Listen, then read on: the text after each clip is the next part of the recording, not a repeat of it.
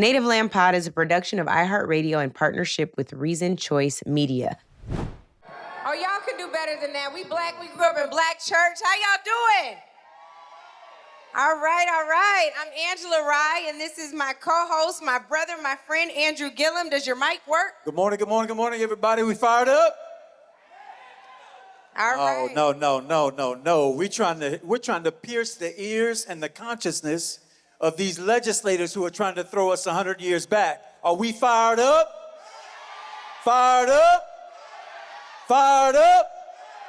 I know y'all are ready to go in, ready to vote, right? Fired up and ready to vote. Angela, I think we got a group that is fired up and ready to vote, but I know one more person who might get y'all just a little bit more hype, and it is our guest host for today's podcast, which is what Angela and I are here representing Native Land Pod, but we're here in strict solidarity with this fight here in Mississippi and all over the country as they try to take back what we fought so hard.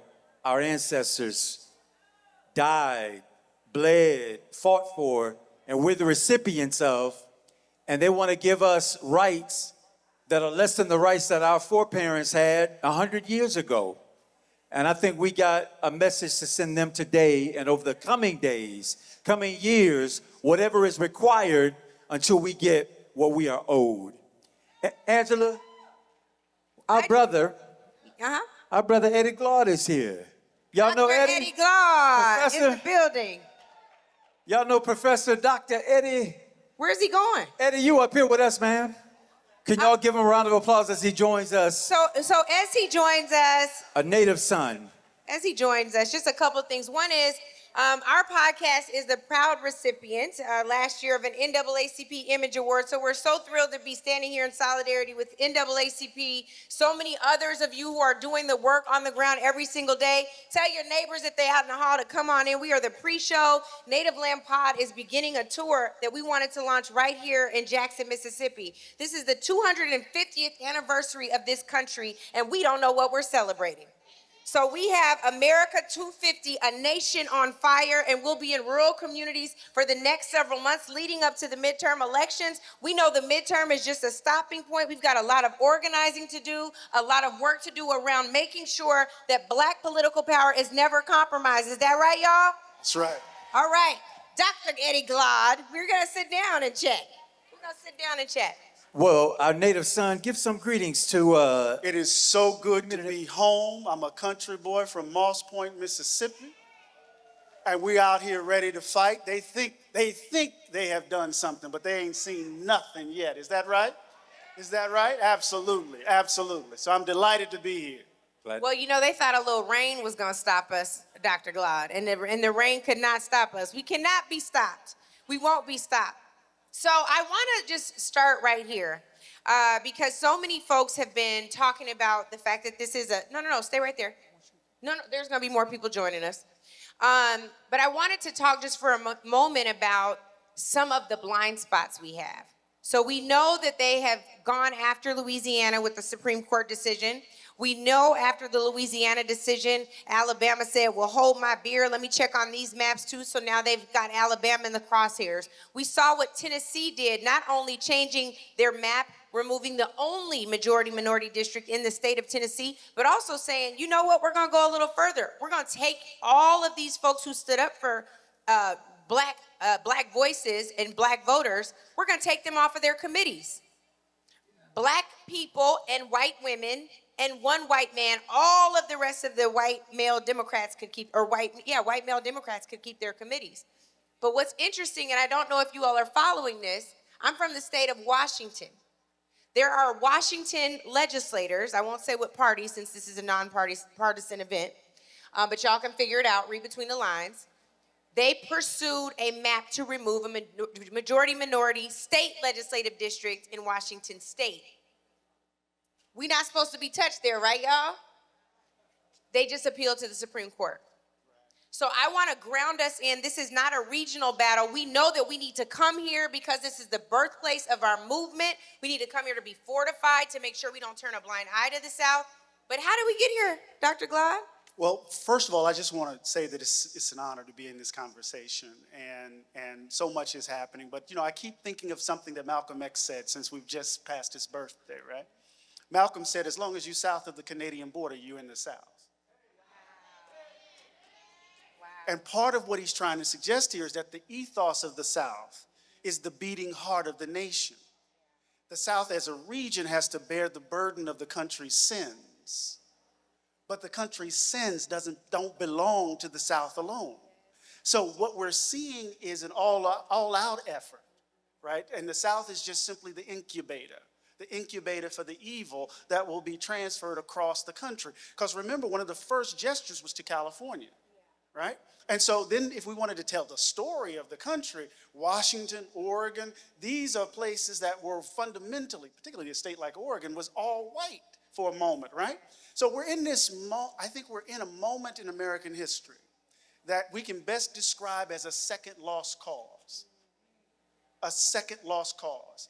And what was so interesting about the lost cause, of course, it has everything to do with telling a particular story of the country. It has everything to do with a certain kind of historical memory. It has everything to do with disenfranchising black folk. It has everything to do with a kind of violent seizure of power. Think about it. We're right here in Mississippi. We're facing redistricting here in Mississippi. And it was the Mississippi Plan that became the blueprint for the South. We think about what happened in Vicksburg in 1875. And we think about what the Mississippi Plan included. It included, of course, violence. It included a coup. Governor Ames was run out of here. But it also involved a wholesale disenfranchisement of black folk, which led, of course, which was consolidated by the 1890 Constitution in the state. So what we're seeing is an iteration, a modern iteration of a sensibility that's in the soil of the country, not just in the South.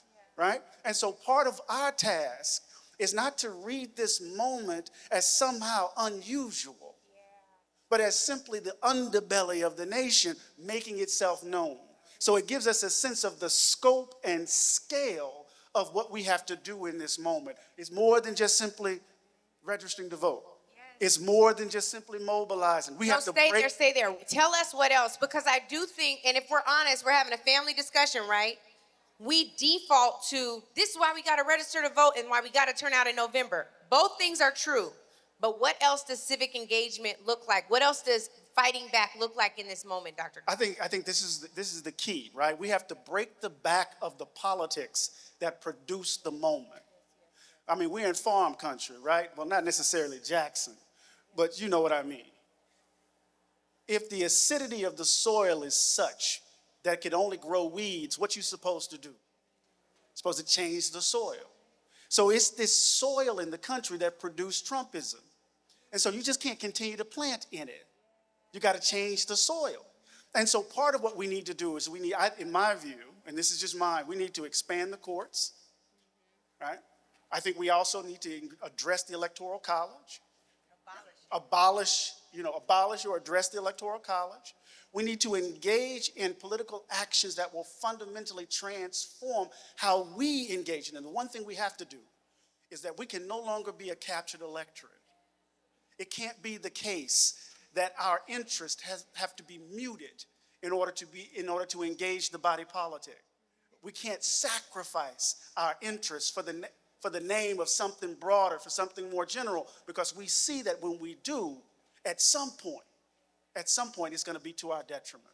You know, it's interesting with Dr. Eddie. We were talking last week, and I'd be interested in what the audience thinks about how we as black people leverage our political vote, our political power.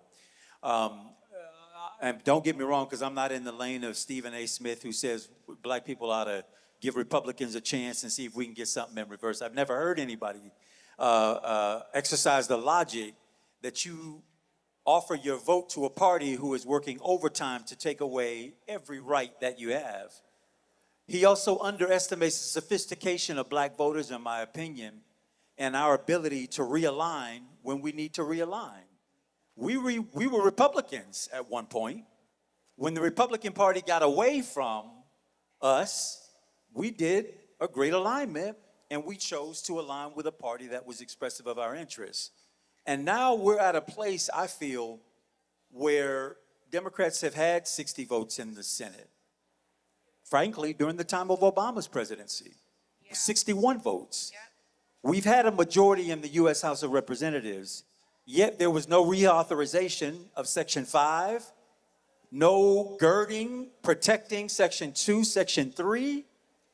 There was no expansion of the U.S. Supreme Court. In fact, we got our Supreme Court justice seat robbed from us a year out from Obama's retirement from the presidency. And a Democratic Party in some realms who believe that even though this redistricting may remove black seats, it may create the opportunity for white candidates who may be the right type of Democrat to potentially run, compete, and win some of these seats, which tells me that there are people out there who are supposed to be allied with us who are missing our point, which is this isn't about the Democratic Party necessarily. This is about black voices and black representation, black votes, black issues, black money, and our ability to elect leaders who reflect us.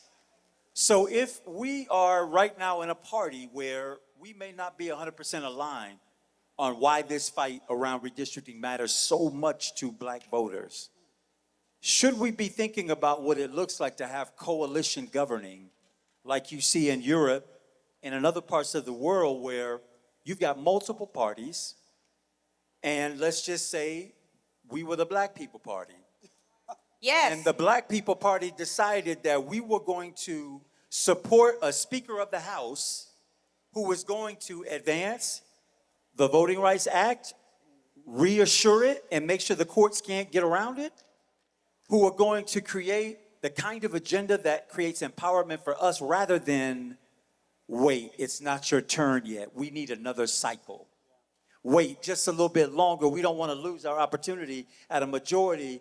Let's put your issues just to the side here while we figure it out. And when we figure it out, we'll come back to it. And by come back to it never comes.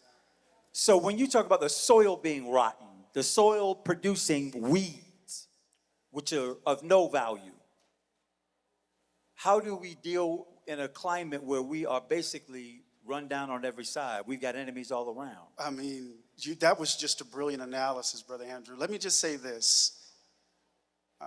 We know the limits of the two-party system in the United States and how that impacts political demand. But one thing we need to be mindful of, and this is what I take from your analysis, and Angela, I would love to hear what you think about this too. Our movement cannot function as the left wing of the Democratic Party. I want to say that again. Our movement cannot function as the left wing of the Democratic Party because it means that black interest, however we define black interest, gets circumscribed, constrained by the interest of the party. And one of the things that there's a story we can tell about how the movement got conscripted, drafted into this form. Some people will say it's Jesse's '88 campaign that made that happen, but that's too narrow. But the point is, when we reduce our interest to the well-being of the party, we then, in fact, position ourselves to be left behind. And so it's a cliche, but there are no permanent friends. They're only permanent interests in a certain way, right? And what does that mean for us? That means we have to do the hard work of unpacking what those interests are and what kinds of policies we need in order to secure the flourishing of the communities we care most about. Because people are willing to sacrifice us for whatever they want. Well, and here's the thing about that, and I think it's really important, again, for all of us. This is a nonpartisan event.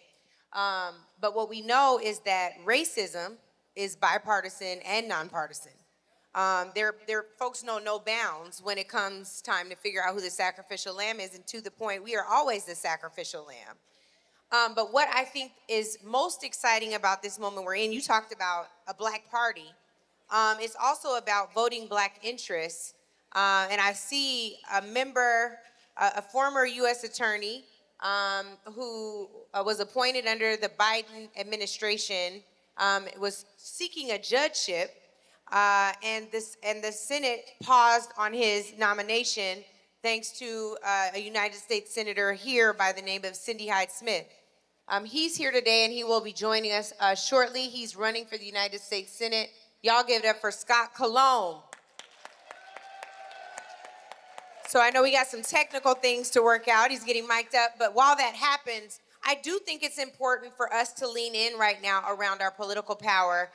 There was just a huge, amazing rally in Montgomery, Alabama, convened by many of our nation's civil rights orgs, including NAACP, one of the leaders of that tremendous convening with more than 6,500 people, 82 satellite events in 24 states, is sitting right here on the front row. Y'all please give it up for Melanie Campbell, who's the creator of the Black Women's Roundtable, the National Coalition on Black Civic Participation. Y'all can do better than that. She organized us, come on, and has been doing that. But I think this is the part. I don't want to speak for Melanie, but I'm going to just for a moment. She has to be looking at this moment. Like, Andrew, you have to be looking at this moment. Like, how many times did we have to tell y'all this is where we were headed? How many times did we have to sound the alarm for crisis at this level to hit for you to take us seriously? How many times do you have to yell, get out the vote because it can get worse? Do it because your ancestors died for the right. How many times did it have to happen? And what will it take for us to never get here again? You know, part of it, for me, even as I was asking and discussing, just here a moment ago about what do we do with our power when it feels like we're always the ones whose lists get moved to the bottom. Anytime we find ourselves, or rather the larger structure finds itself between a rock and a hard place. The problem is that when you got Satan 2.0 on one hand and an imperfect ally on the other end, we know that we're going to get the worst of the worst of the worst of the worst if this devil wins. And in this place, we got to negotiate ourselves, and we may get something, but we're not going to get really what we need. So, y'all, I feel like it's a rock and a hard place is, my mama and grandmama used to say it all the time, but I feel like it's insufficient to describe the moment, right? It's crisis on every side. 600,000 black women began the year with a job, and halfway through it, in this Trump administration, are without. We're talking about the people who breathe life and love and history and future into our community, who now have to think differently about this thing, because no longer does what I bring in make a way for house and home. So we're in crisis. Yeah. So in crisis, how do we negotiate our political power to get better, do better, while at the same time we're in a sinking ship? So to that, how do we get better, do better? Part of that, y'all, is we have to elect people who are representing our interests. This is, I know it's nonpartisan. This is not an endorsement. It's just the fact of the matter. This is a black man. He's been black his whole life. Okay? He said, I'm a cheer for that. I love that. Right? So I want you to talk about, Scott, why it's important for you to take on a state like Mississippi. There are people who would look at how statewide races normally perform, how candidates have performed over the last several decades, and say, this is an uphill battle. It's a hill not worth climbing. What made you say, I absolutely need to do this, and my time is now? Listen, it's the people in this audience that made me do it. It's these people. And I'll tell you, too often the country has ignored Mississippi to its detriment. And we've been making progress in Mississippi that doesn't get recognized. If you look at 2018, Mike Espy got within 5 points of winning. 2019, Jim Hood, 4 points. 2023, Brandon Presley, 3 points, 27,000 votes. Last year, Senator Isom broke the supermajority in the state Senate. They drew her map to be 51% African American. She won 75% of the vote, y'all. You need to come up here and talk to us too. Come on, ma'am. Come on up here and tell us how to get this done. That's a remarkable point. Yeah, yeah. And then you look at the primary. You know, when I first announced, a lot of people told me across the country that, you know, it wasn't even worth me running. They weren't gonna give me the time of day. So I went out and I campaigned all across the state of Mississippi. I've been to probably 40 of the 82 counties already. And what the people of Mississippi did for me is they created the momentum. Because in that primary, we increased turnout by 90%. We closed the gap between the Republican primary voters and the Democratic primary voters by 20 points. And we didn't have that much money to spend. The people did it. The people did it. And you look at the independent polling, it came out showing that we were within 3 points of beating Cindy Hyde-Smith. That when the voters are informed about what I'm running on and what my values are, we're actually up 1 point.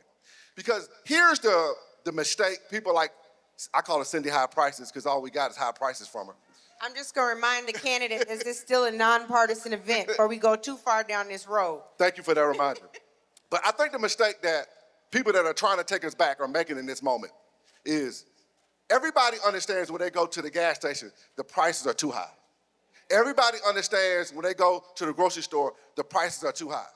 Everybody understands that Greenwood LaFleur Hospital announced that it's filing for bankruptcy, which is going to cause chaos to the Delta. It's going to take away health care. It's going to cause that economy to go further and further in the wrong direction. Everybody understands that, and they're not talking about those issues at all. They're not trying to make the average Mississippian's life better. They are trying to divide us and distract us because it's all about them keeping power.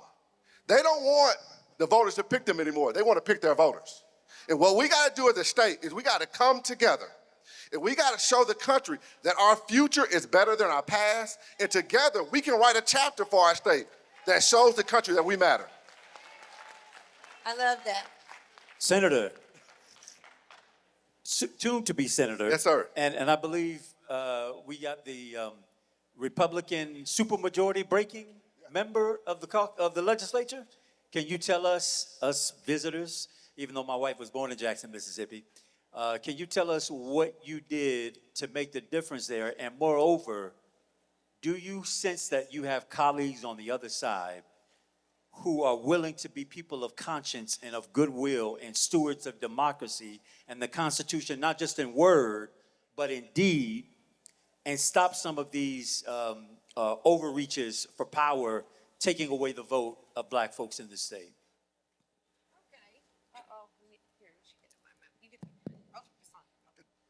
Well, good morning, everyone. Good morning. I'm Senator Theresa Gillespie Isom, District 2, DeSoto County and Tunica County, Mississippi. And when I ran my race in 25, started the primary in June, I had a lot of people to come out and support me. They felt like we needed representation in DeSoto and Tunica County. The young people often would come to me, especially now that I have won this race, and they are so proud. They said, I am so glad to have someone that looks like me, that represents me. When I came in this morning, there was a young man in the hallway. He came to me and gave me a hug. But it's so important that we try to look at the future. What's happening? The people in the past generation looked to see that the future for us was going to be where we are today, that I had an opportunity to win a race. And now we need to make sure, just like I'm a nurse, my little granddaughter, she's in the 11th grade. I asked her, what does she want to do? She put down she wants to be a nurse. So she may want to also become a senator or be someone in politics. We need to give them that opportunity. Let their voice be heard.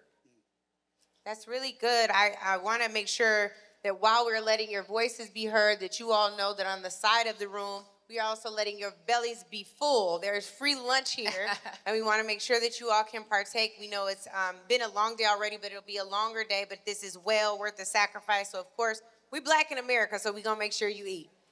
I want to also open this up. Lolo, I'm not sure where you are, but we have a mic floating for audience Q&A. This was intended to be a town hall and an interactive conversation. We already had one comment. We had a vet come up and say, I don't know why that flag is hanging right side up. This country's in a mess. It need to be upside down. And I was like, well. So I want to make sure we open up for questions. But Dr. Glad, I know you wanted to say something for a minute. I wanted to ask the question.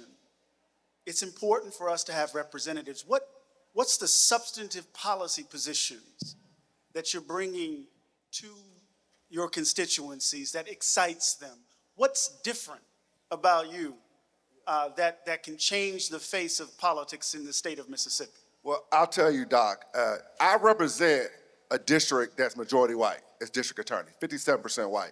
And when I ran for that race, they told me I had no chance to win. I was running against a 27-year incumbent, and I was running on criminal justice reform. In my first speech, I said, listen, we're sending too many people to prison. If sending people to prison made everybody safe, we'd be the safest place on the world. But the reality is much more complicated than that. And we have to be smart on crime. And what I found was there's issues in Mississippi that working people can unite around that don't sound partisan. So when I go, and I ran into a Republican voter in Calhoun County. Initially, he didn't want to take my card. He said, well, what? I told him because I was a Democrat. And I said, well, let me tell you the type of Democrat I am. I'm for higher wages. We haven't raised the minimum wage in close to 20 years. And if you raise the minimum wage, you boost all wages. I'm for lower costs. The tariffs are destroying farmers, it's destroying people at the grocery store, it's causing chaos for small businesses. That's not good for Mississippi.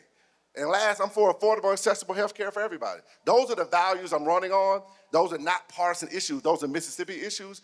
And there are a lot of working class Mississippians that can unite around those issues if we can get the message to them. We have to be able to raise enough money to get the message to them. But you know, at the end of the day, my main strategy is I'm not just gonna rely on TV. I mean, I'm gonna do TV, I'm gonna do it. But I'm also gonna get out there and touch people. I go all around the state asking voters what matters to them. And you know what the number one answer I get is? Somebody who does what they say they're gonna do. People do not trust the politicians. Yes. So what we have to do is we have to show up, listen, gain their trust, and when we get back in power, because I do believe we're gonna have a moment where this is gonna backfire on them. When we get back in power, we have to deliver for working people. We have to make their lives better. So our floating mic is right here. If you have a question, what we're gonna ask you to do is say your name and where you're from, and then ask your question or make your statement. We do wanna hear from our audience as well. Also joining us, no, not yet. Okay, not joining us, but you all have joined us, so we're gonna keep going with this. All right, go ahead. What are y'all predictions about how bad it gets before? We know in the history of this country, particularly as it relates to black people, that you know, our progress, our advancement is often immediately followed by the clawback. We win, and then we seem to lose more than we thought we had won. And then we win again and we go back.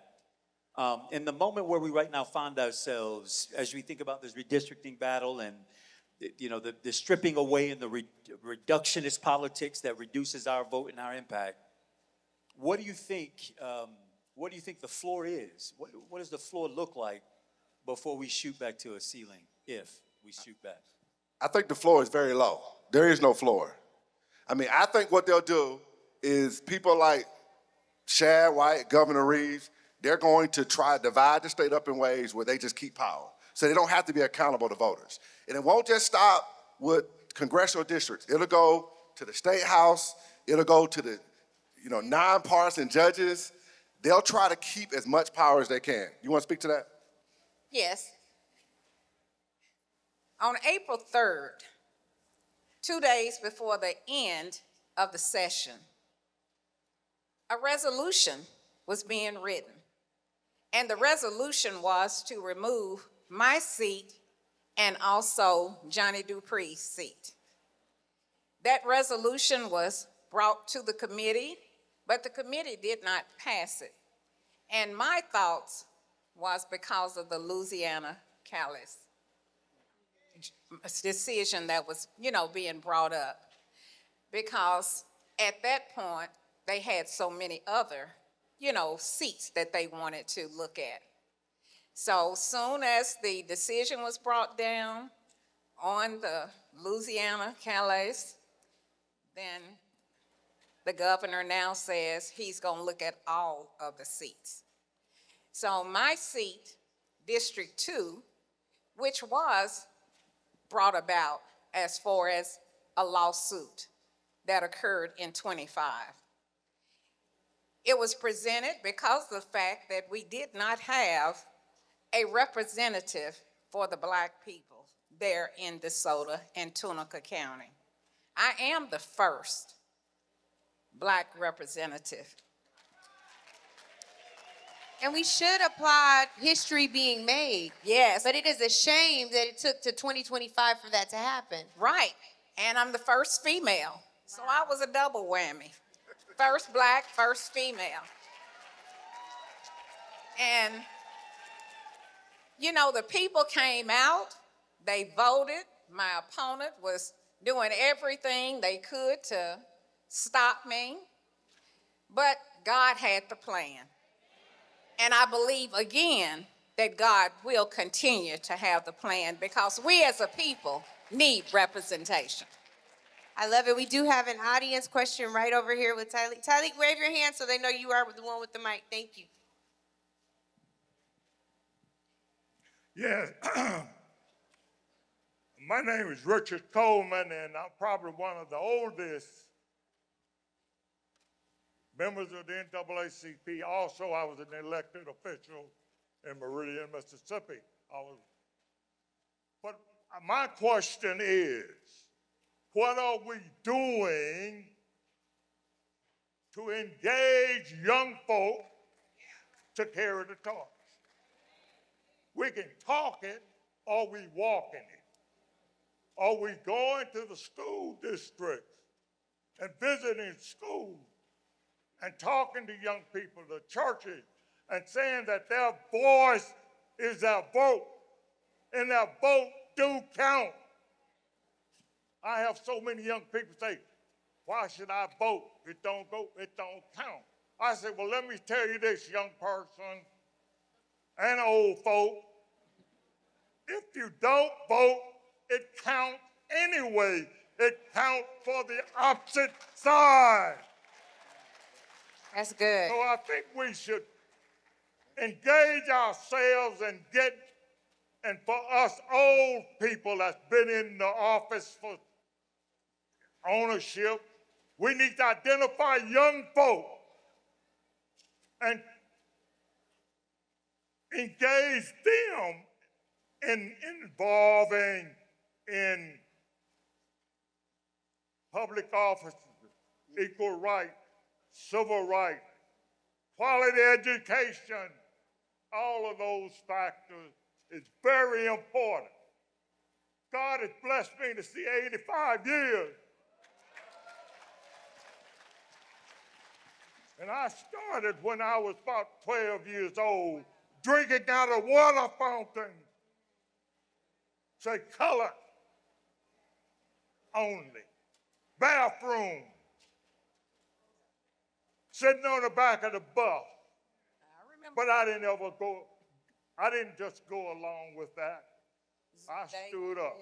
And I got drafted in the military. I'm saying this because it can probably inspire young folk to get involved and you have a voice. I got drafted in the Army. I joined the Army Reserves because I said, why should I want to be part of an organization that's killing other folk? My enemy is right here in Meridian, Mississippi, when I can't use public accommodation. So I'm saying this because I'm going to show you how with God you can do pretty much. I ended up teaching race relations for all military. I did it for 13 years. They first say race relation and then they changed to human relations. and you got to walk the walk. If you don't walk the walk and just talk the talk, it don't mean nothing. Engage our young folk.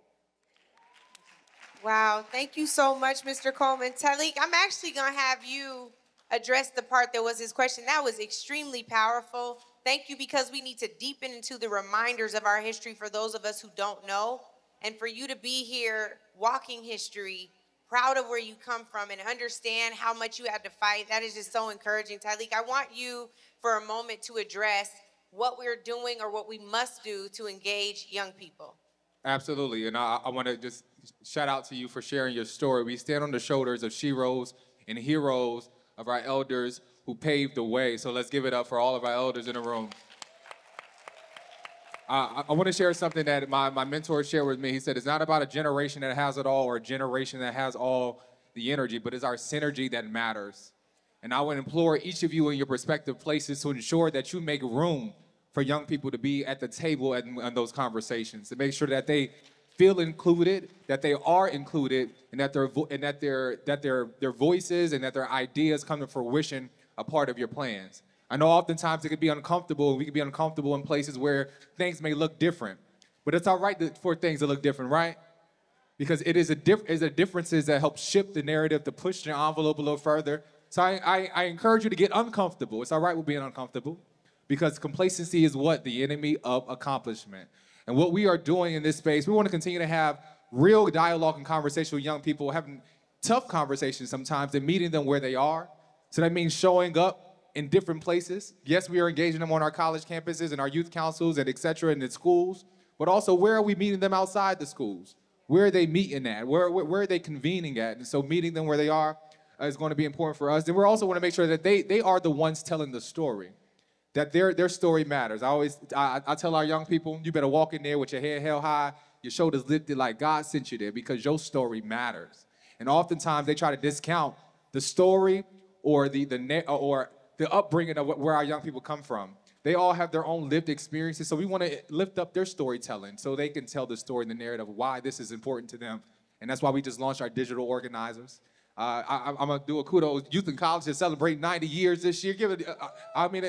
And so we were also going to ensure that we're continuing to build legacy and also empowering our young folks to be connected to our elders, but also of how they can build what this new generation of activism looks like in the 21st century. Talik, I'm gonna keep you in the hot seat, and I'm also gonna put all young people in the room in the hot seat. If you are 18 or under, can you raise your hand? Okay, I see a few. I think they in school. I'm about to raise my hand too, because some of y'all, I think y'all not telling the truth. I'm raising my hand too. I'm just checking, just okay, just in case, because my dad used to take me out of school for stuff like this, so pardon the activist in me. Hey, baby, you cheating, because your daddy got the mic. We're going to come to you another time. But I want to get some college-age students. So if you're 18 to 24, raise your hands. There's about 3, 4, 5. Okay. So, Talik, I want you to go find a student, stand by them, because the NAACP just announced Out of Bounds. We did. Out of Bounds is trying to get young people, the fans, the states that are impacted or impacting us in the SEC, all of the public schools, the public colleges, restricting our athletes, black student athletes, from going to those schools because of your administrations cannot stand up for black voting power, our rights. Our students should not have to go play at your university. And I've seen a lot of people having a lot to say about what could be done, what should be done better, and we stay letting the perfect being the enemy of the good. We got to do something, and I would argue now the next frontier is economic, right? So, Talik, I want you to weigh in here, and if you see a college student that has something to say about this, we can have a debate. There's some good debaters up here, but we got to do something next. Go ahead. That's right. Ain't nothing wrong with debate. We did just launch Out of Bounds, like I just said. Our black athletes are making these colleges millions and millions of dollars. And so we're saying, how can we redirect that power and give them the authority over their talents? And oftentimes this is a conversation of how the college athletics is looking at our students as if they're property. They're not. They own their talents, and and we're encouraging our students, if your university, recruitment is just no longer about if it's a good facility. Recruitment is no longer about if the coaching staff is good. There's some good coaching staffs at our HBCUs, right? Let's get it right. But recruitment is also about if your university will stand up for your diversity, your equity, and your inclusion. And so we're encouraging our students and our athletes to ask that question on that, and we're doing some evaluations and of these universities, and so that is our encouragement. But this is not only on the students as well. This is on the fans. This is on the alumni. This is on our corporate, our donors that is going to these universities. We're encouraging, don't buy a ticket. That season pass that you got last year, don't get it again until they get it right. And so we have to use our economic power to ensure that we are holding them accountable. I think this is really important.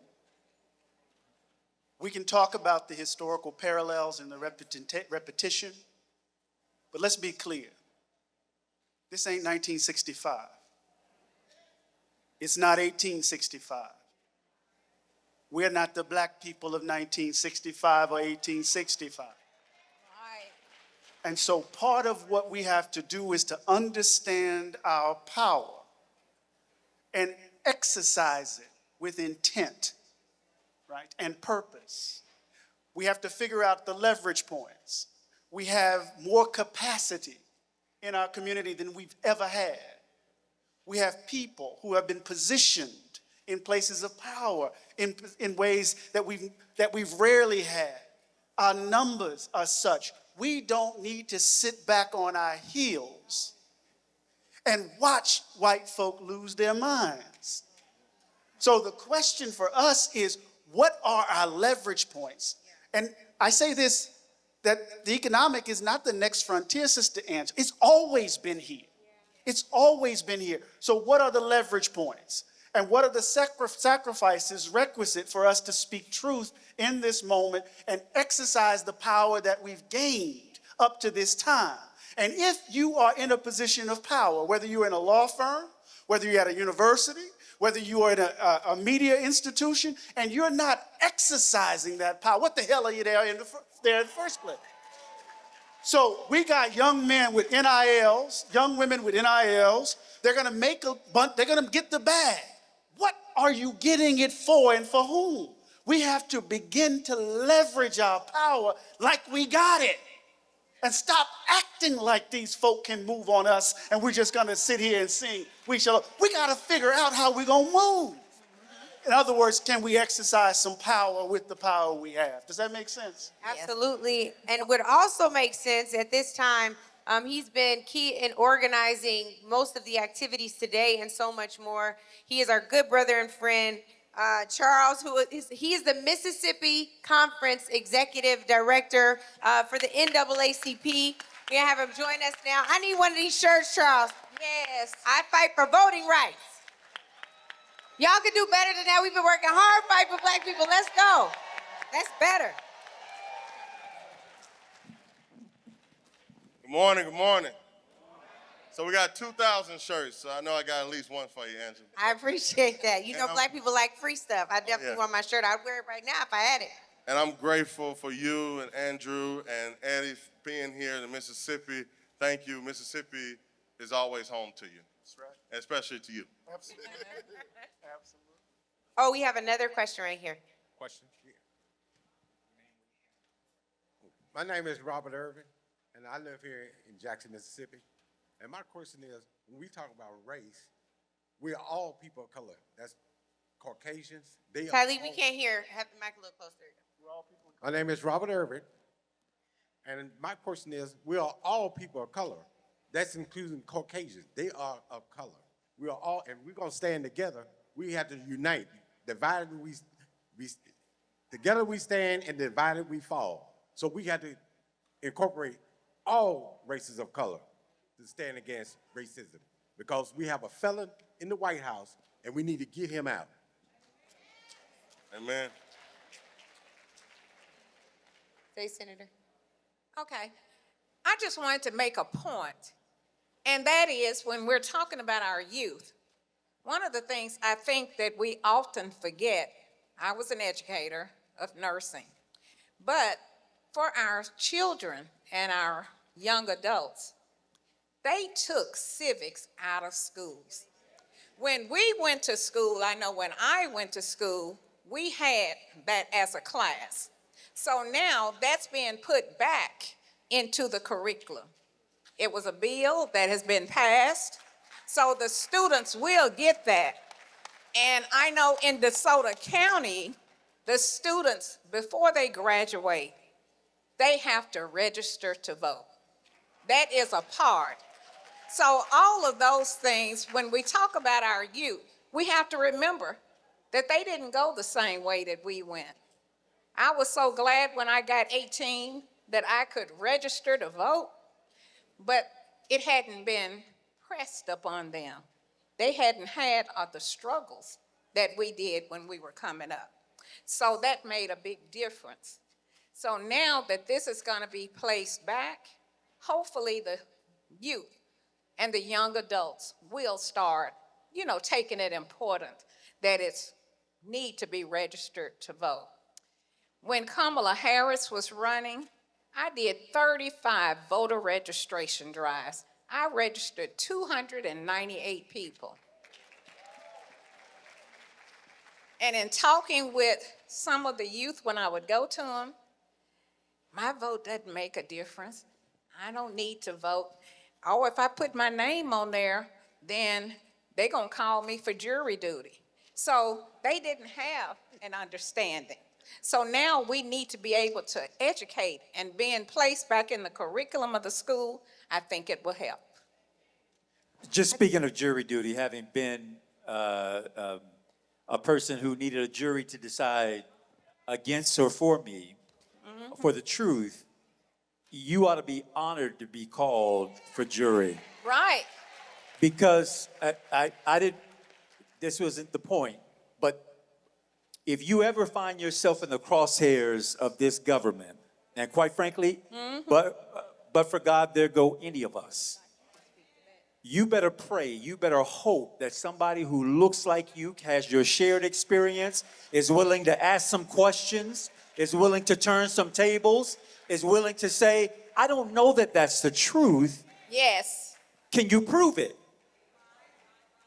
Because the absence of us being on juries means that your life oftentimes can be left in the hands of people who don't see you as an equal. Yeah.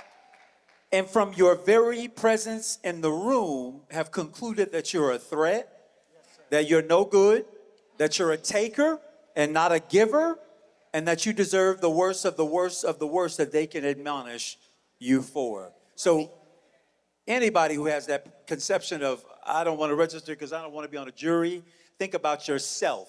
And if you ever needed a juror on the other side who was not going to be Somebody for that you, looks like you, but who was going to see you as a person and hear you. That's what you want. Not somebody who's in your pocket, but who will hear you. The other thing is, Senator, you mentioned the folks who conclude that this government isn't working for them, that I am registered, but I get nothing from it. This is one of my big fears about this redistricting fight, is that if they split us in such a way that there are never enough of us to make a difference, in their winning or their losing, correct? why would they ever have to pay attention to our issues? If they can split us up into all of these districts, and at the end of the day and at the beginning of the day, they know that you didn't put them in office and therefore you can't take them out of office, and so they have no reason to be of service to you. Right. This is the point. The folks who conclude that the government isn't working for them are not daydreaming.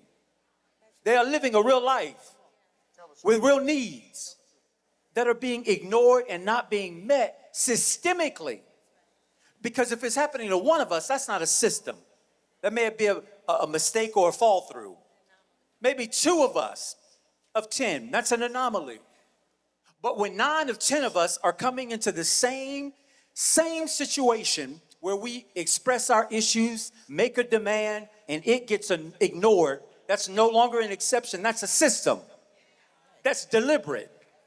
It's the input, and that will always be the output. So the threat of this redistricting isn't just you losing faces that look like us and people who have our shared experience having opportunities to lead us. It is that they can break us, crack us, divide us in such a way that in a state like Mississippi, where you are a third of the population, and of your entire congressional delegation ain't but one black person, and that's today, because tomorrow they want to remove that seat. Make it make sense that in a state where a third of the people in it are black, yet the congressional delegation looks nothing like a third of the state. 40%. 40%. So the point being the same. One of every three And let me say, they will not touch Congressman Benny Gordon Thompson's seat. They will not. They better not. But they may not, they may try, but the point is the point, which is they have a goal, they are oriented toward their goal, and by the way, they have the power, they think, to do it, which is why our clapback has to be louder than their first step. Our clapback has to be louder. We have a question in the back, and as more people are coming in, please know that there is free lunch over here. We want to make sure you are fed. Go ahead, Tyleek. I know there's a few. Could we take two if possible? So we. Yes, and then maybe this side too? On this side as well, yep. My name is Josephine Odessa Kelly Johnson, and I'm from Claiborne County. I have a question for you all. Have you all ever tapped into the resources that you got that haven't been tapped yet? If you ask the people over 60 to raise their hands in this building, you'll get a great amount of people. Oh, yeah. And those people over 60 are your foxes in your hen house. They can go out. Have you ever thought, he wanted me to repeat my question, have you ever tapped into the people that you got that will help you? Oh, yeah. If you go and look in this room, it's gray hair all over this room. and some of them got some wigs on, but. She called y'all out. She was like, the gray hair not showing because you got your wig on. I love it. Come on, tell the truth, mother. Come on. And somebody said a little dye. But we are some of your strongest helpers. Right. We are your grandmothers, right, your mothers, and your aunties, and we are the people who can go out there and tell the young people what's going on, what we went through, how we went through it, and when we went through it. But you guys go out on your own. Take your foxes with you. Well, I'm going to tell you what. We don't go anywhere without our elders. I was raised by an activist who is 82 years old, and one thing he won't do is let a day go by without telling me of what my responsibility is, Mother. So please know we hear you loud and clear.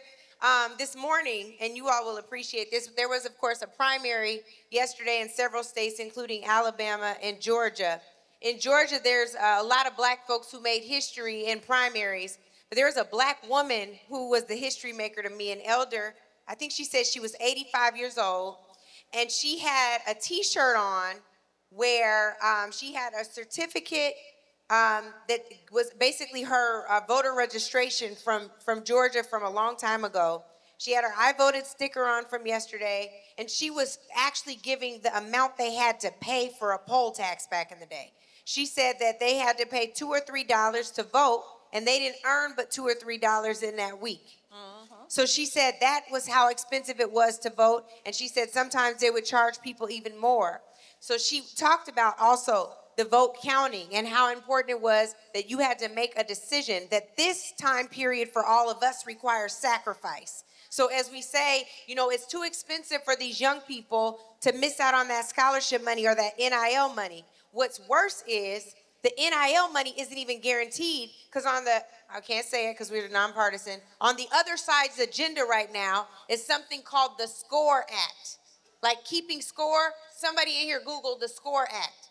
The SCORE Act is a bigger threat to name, image, and likeness NIL deals than any protest that NAACP is putting on. So that's the bigger threat. Just like they coming after your maps, they coming after your NIL money anyway. And it's not just for state schools, it's for all schools throughout the country.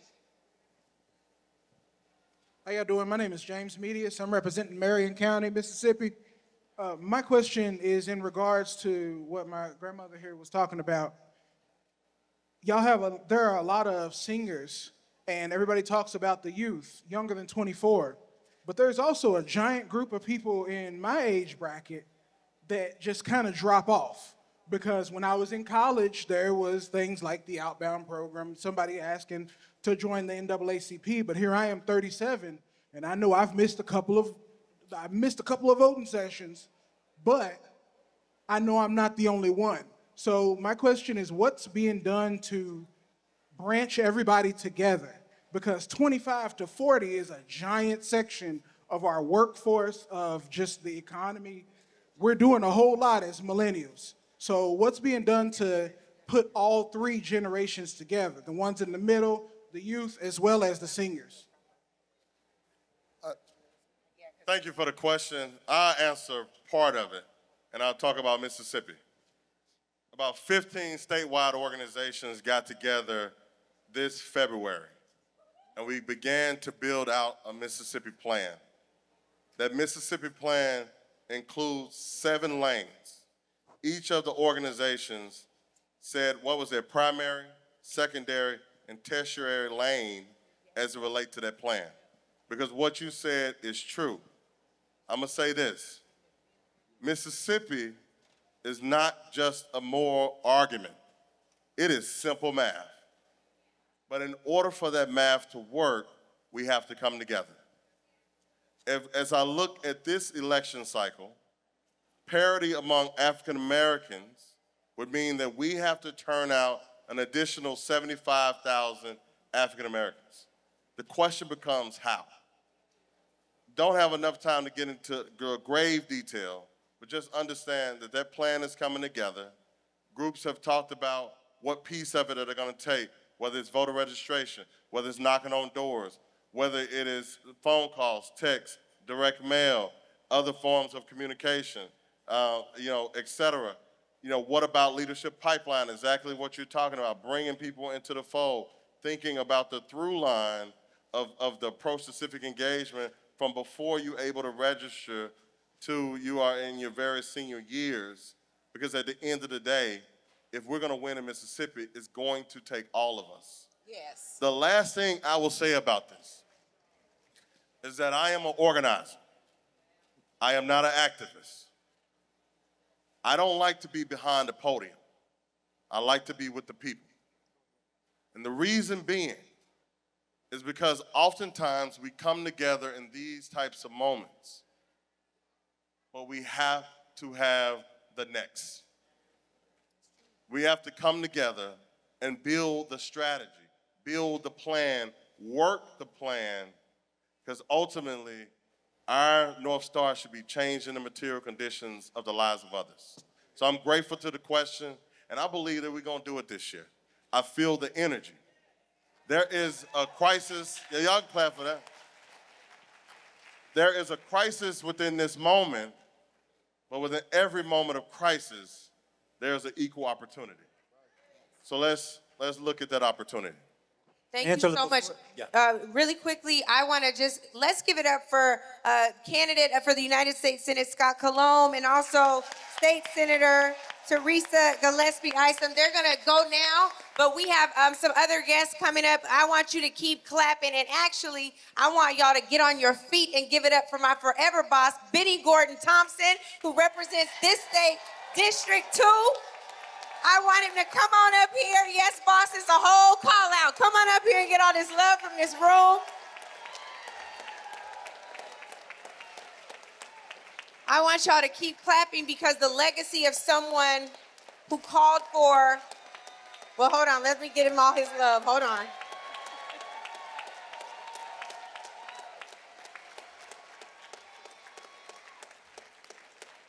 I want you all to keep clapping because there's a giant among us.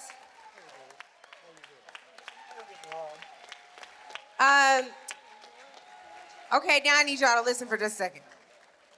So there is the legacy of a giant who we lost this year, who is also in this room right now. That giant called for a constitutional amendment to protect voting rights. And I think many of us thought for a long time that probably wasn't necessary. But we see today just how fragile democracy is and our civil rights are. The person here who's now representing Chicago, Illinois, is Congressman Jonathan Jackson, the son of Reverend Jesse Lewis Jackson Sr. Give it up for Jonathan Jackson.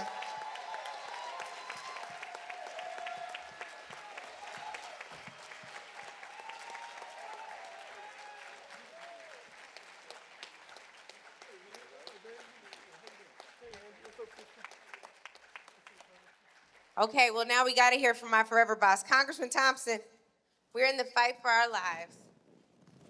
You've been under the tutelage of Fannie Lou Hamer, a SNCC representative and organizer.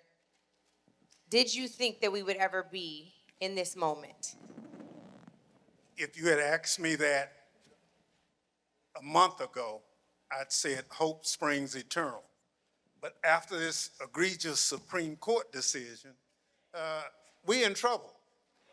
And part of the reason we are here today is because we have to come together with a solution. And it's not a short-term solution, it's a long-term solution. Because if our governor in this state say that a congressperson that votes for health care, housing, economic opportunity, education for his constituents is a reign of terror, give me a break. You understand? So what we have to do is make sure that we remember who we are and whose we are. It's absolutely important. Look, I asked Congressman Jackson to come for a lot of reasons. He has more folk from Mississippi in his Chicago district than I almost have in the 2nd district. But look, he understands clearly what the problems are. Our destinies are together. So it doesn't matter where you are in this country, it's the system that oppresses us. And anytime the system goes against us, we have to unite. And so part of what you will be seeing the rest of this day is people coming together, you know, from all parts of the state. But they're watching Mississippi, so goes Mississippi, so goes the South, and so goes the rest of this country. Our legacy is built on the backs of a lot of people. And so we can't let short-minded people turn us back. Now, we don't have to act like the crazy folk did on January 6th, but you're gonna know we upset. You understand? So part of people being here today is you don't like what's going on. We don't have to burn anything. We don't have to threaten anybody. But we're going to exercise those democratic options that this Constitution and the rule of law provide us. And guess what? Common sense and mother wit is a good thing. And so if we use it, we can make it. So I'm happy to be here. Angela was one of those radicals I hired when I got to Washington because they said, you don't need to hire people who got their own mind. You don't need to hire people who understand where they came from because they are dangerous, because they will influence other people. And pretty soon, you can't tell them anything. Now, you do know who them is. If you don't, see Eddie Glaude before you leave. He'll explain to you who them is. Thank you so much, Congressman Thompson. I learned from the best radical there is. That would be Benny Gordon He Thompson. basically said he can't tell you nothing. That's not what he meant. That you I got think your that's own what he mind. said. That's what he said. Just so we're clear, guys, co-host, this one I said my former boss on a call just the other day, and he said, you mean forever boss. So try again. This is Congressman Benny Thompson. Before Charles Taylor got up, you all already heard him say that he would prefer to organize people and be amongst the people. He's not for the big stage. So much so he got off without us telling him thank you. Thank you, Charles. And I also want to acknowledge our NAACP national president, who is talking right now, but he's on his way up to the stage. Derek Johnson, give it up for Derek Johnson, everybody. He's on his way up. And before Derek joins us, I do want to give the floor to Congressman Jonathan Jackson. Hello, thank you so much. Great to be back in Mississippi. I serve from the Chicago's 1st, Illinois' 1st congressional district as Congressman Benny Thompson, my dear friend. For the purpose of this event, I'll just call him Uncle Benny. And we all know an Uncle Benny, that's somebody you can call when you have trouble and you can't necessarily go home first. But Uncle Benny has always been there, and I appreciate him, appreciate all the things we have in common. Let me share with you what brings me to Mississippi. Come on. What brings me to Mississippi is, you know, the Mississippi River starts in Minnesota and ends here. The same Jim Crow that you have here made it all the way up to the north. We take the same I-55 from the south side of Chicago to end right here in Mississippi. What's starting here in Mississippi is coming to Chicago next. This same spirit of voter suppression, voter denial, is under attack. And today, Mrs. Fannie Lou Hamer cannot be here. Medgar Evers cannot be here. And what a disgrace you have in your governor to call the honorable Congressman Benny Thompson a terror. We can tell him something about terror.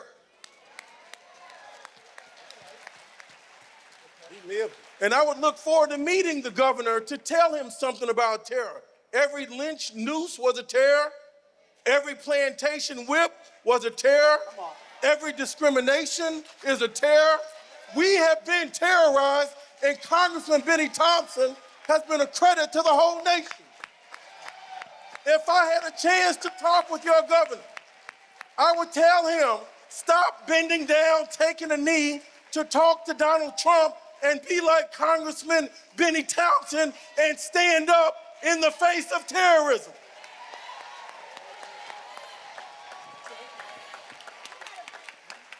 Now, my time is up, but I hope you stick around for 1 o'clock, because I came here because I'm mad as hell about them calling Congressman Thompson terror.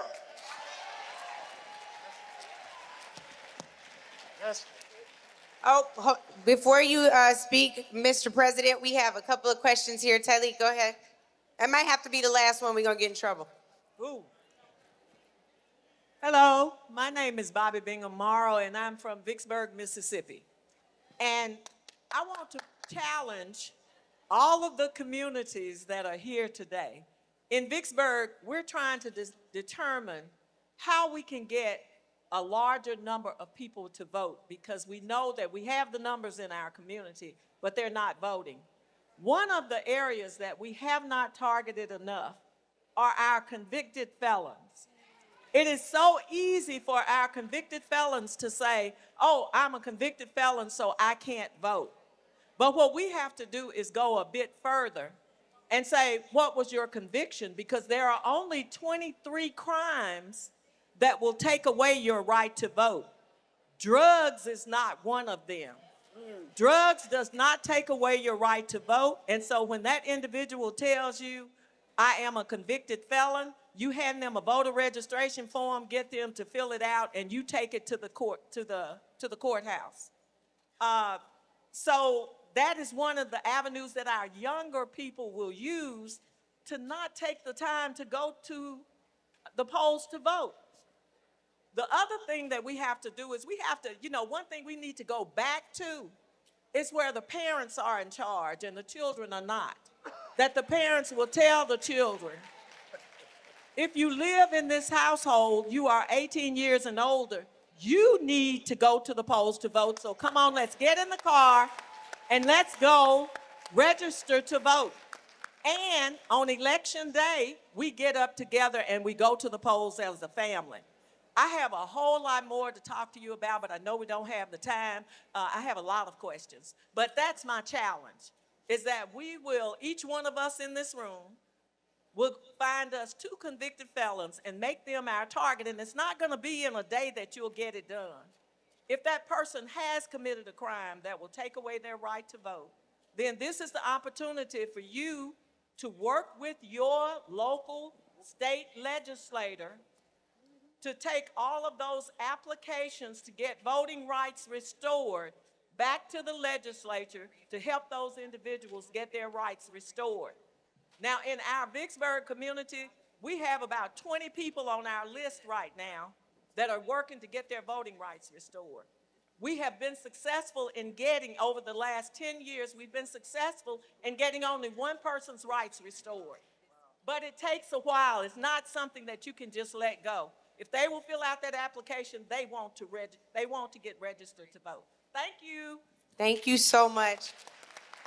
At this time, I want to yield to President Derek Johnson from the NAACP, who's doing great work all over the nation. Let's give it up for Derek, please.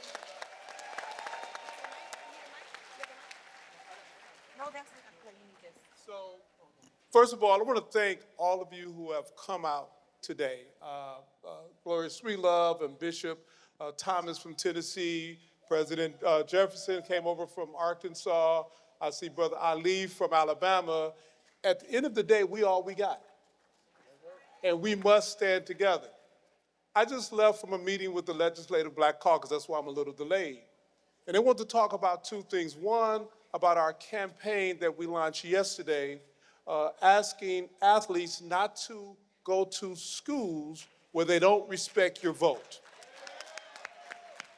And one of the caucus members asked me, says, can you explain it? Why is that significant? Because we don't believe in sharecropping. We should not perform on the football field or the basketball court so they can generate profit if they don't want to respect our vote and our input on public policy. And for these state institutions that are flagship, that are generating over $100 million a year off the backs of our talent, we should end that sharecropping system immediately. And the second conversation I was having with the Legislative Black Caucus, I say, don't make the mistake of I.T. Montgomery. Now, some of you may not know who I.T. Montgomery is.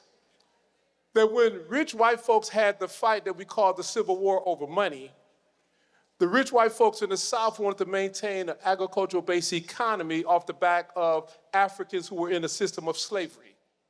And those Africans picked up arms and we defeated the Confederacy. We freed ourselves. And in that process, we were awarded the 13th and 14th and 15th Amendment, allowing us the ability to, the right to vote, full citizenship, and to negotiate our labor. And as a result, we got elected to the Mississippi State Legislature, and we created public education, among many other things. And we began to prosper until those rich white guys cut another deal over who would be president, Hayes, Tilden Compromise. And in that process, they said, you support our candidate, Rutherford B. Hayes, we remove the federal troops. We are in a Hayes, Tilden Compromise moment. That the deal has been cut. The Supreme Court has issued a bad decision, and now we have to be more unified than ever. But after the deal was cut during that time in the 1800s, I.T. Montgomery cut a deal for a little town of Mount Bayou. Said, I will support this if you leave Mount Bayou alone. And because he supported it, they gave them the license to move forward. Mount Bayou was created, but black folks all across the state of Mississippi was disenfranchised for 100 years. We are in that moment.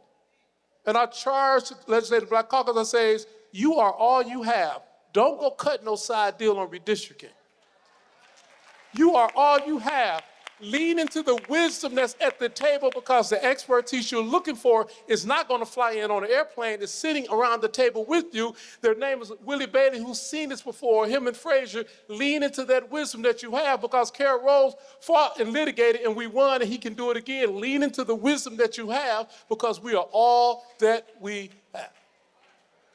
So in this moment, I am tickled, pleased to death to look at this room. And the reason why, because we're not going to win this with rallies and demonstrations, although they be necessary. They're necessary because it is a stopping point between the work. That's right. It is the opportunity to energize and convene, so when we leave here, the destination is November. The opportunity is the engagement of communities who are looking for you and your directions and your ability to organize. I am tickled to death because my mentor is sitting on one side and my mentee just left the stage. Both of them are focused on loving Black people, and we love Black people by empowering Black people for Black people to do for themselves when we are under attack. In this moment, we are all that we have. The power is with us. And I want to thank Angela and Andrew for bringing this platform, because Mississippi, we got to demonstrate for the rest of the country what is possible. We must demonstrate for the rest of the country what is possible. And what is possible is us coming together under a strategy with a destination, empowering our people to understand our history, because that history is power within itself. Thank you all. Thank you so much, Mr. President. At this time in our show, we normally have something called calls to action. So we'll briefly issue a call to action, all of us on the stage. There's very important, and we're going to listen to what Mississippi State Executive Director said, which was to make sure we don't leave from here, have this big gathering. I know Derek also supports this, and not leave here with something that we must do. So, Dr. Glad, I will start with you. Call to action. I think we need to identify those 18 to 39-year-olds.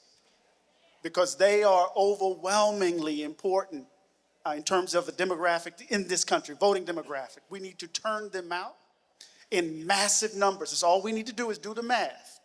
If we lost by 27,000 votes, how many of us didn't vote?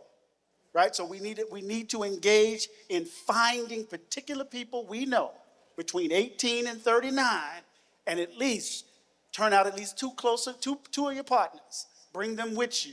And let's do what we know we can do, because we have the power. Hear, hear. One, I just want to thank you all for being in this space today. I tell you, I looked over at Eddie with a tear in my eye, because there are a lot of places that are under attack and not everybody is showing up. My mind goes, I know our civil rights history, but my mind goes real briefly to Minnesota, where at a time where bodies had already been laid on the ground, lives taken unnecessarily, a country bowed by a president who seemed lawless and is, who had no respect or regard for our humanity, Black, white, or otherwise. And through the courage of a few people who added a few more people, who added a few more people, that added up to a few thousand, weathering all kinds of cold, chilling temperatures, stood up. There was no election to be had. They stood up. They kept showing up. Even when their lives were on the line, they still showed up. And y'all, they faced down a tyrant who had to change his whole approach to how he was prosecuting the immigration war in this country. Now, I don't think for a moment that this man has his heart changed. It's black. It's cold. But we were powerful enough, in spite of no election being on the line, to show up repeatedly, day after day, regardless of the consequence, to say we matter and you are not going to run over us. So Mississippi is that for the rest of us. Y'all are showing up. They're trying to take away our representation, our seats, our votes. They want us bloodied and bowed, and we're still showing up. So I just want to say, y'all, No one's going to save us but us. And you don't have to be part of an organization, although you need to be part of the NAACP. But I'm not asking you to be part of an organization. I'm saying wherever you sit, wherever you stand, wherever you draw breath,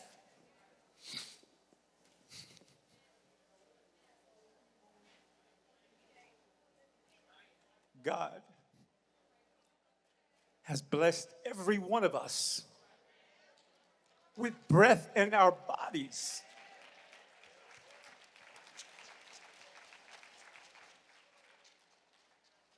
And so as long as we draw breath, they ought to fear us because they know that we are not going to let this crisis pass without us getting the come up on the other side. So that means Derek can't charge you with going to register 10 people and then come back and check on you to see that you've done that job. Your commitment, your agency has to be a contract with yourself that says, I have the power to do something, not everything. I don't have to be the president, the member, the steward member, the pastor, the preacher, or the panelist. I have breath in my body and I can do something to make an impact. That's your charge. Do something. I appreciate that, Andrew. Do something is key. We are sitting in the state that did something. We have the evidence to prove it. Over 10% of all black elected officials in the nation reside in the state of Mississippi. That didn't happen because we sat by as observers. That happened because we organized and we demonstrated our power. November's election is only the stopping point to stop the bleeding, but the power of the black community rests in each one of us. Step away from the egocentric leadership model where my title and my charisma is it, and lean into the community-centric leadership model that will protect all of us. In this moment, we must demonstrate the wrongness in a Supreme Court decision by overwhelming the polls in November as we march to the power that we already have. Now, I'm guilty of this one thing.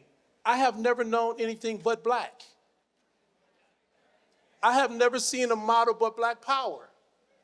I am blessed to grow up in a city called Detroit with a Tacoma Young, to move to Mississippi to go to Tougaloo College and work for Benny Thompson, only to realize that we are all that we need if we lean into one another. But it has to be strategically, we have to be focused with outcomes, and we have to operate with integrity. Because it's with integrity that Henry Kersey created the whole landscape that got those black elected officials into place.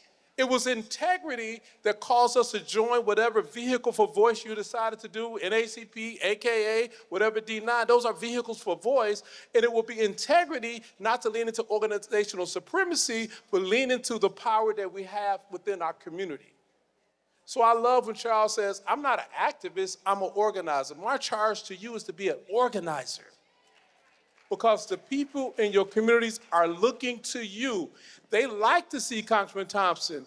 They sometimes want to hear me talk, but they're looking for you to give the support and direction that's needed to lean into the power we have in the black community.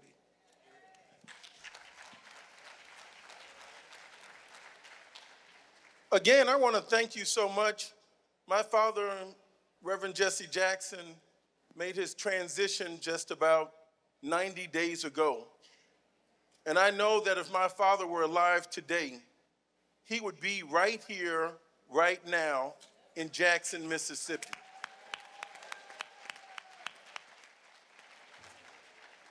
This year, I turned 60 years of age. The Voting Rights Act passed in 1965. Follow me, please. I'm the first generation of African Americans that was born with equal rights. That's right. That's right.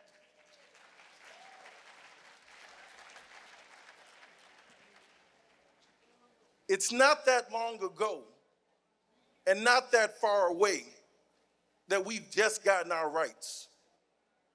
And I want the governor of this state and every legislator to know that thinks that they're going to strip our rights, that they've got the fight of their life on their hands.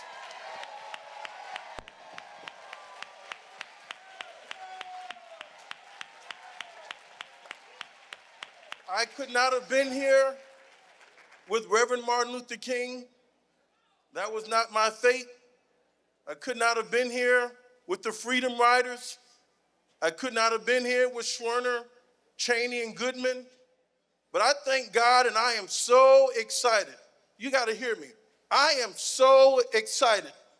One thing about growing up, Brother Claude, in the Jackson household, for morning, we just didn't have eggs and grits and bacon and toast. We got fed hope every morning.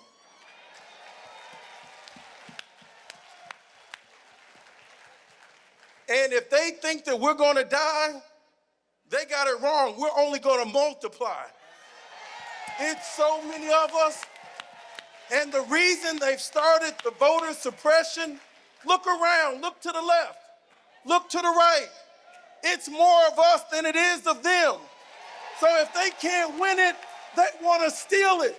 You're not going to steal it this time, baby. No way. Forward ever, backwards never. And I want to thank Benny Thompson, Chairman Benny Thompson. Did you see those thugs? Did you see those wannabe gangsters and those insurrectionists? Did you see them scale the halls of the Capitol and defile our nation's capital? Oh, but did you see one man stand up for Mississippi and call him out by name and looked him in the eye and told him about the Klan, unflinching, unbought, unbowed, a man like none other, the Honorable Chairman Benny Thompson. We need him back in D.C. We love you, Benny.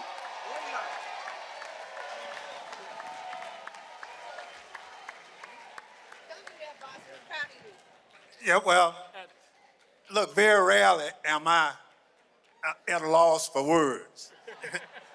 But look, what you see is an original Mississippian.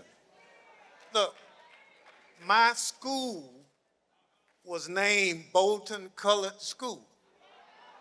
So the reason I act the way I do is because I was mistreated along the way. But that mistreatment was not something that I wanted to happen.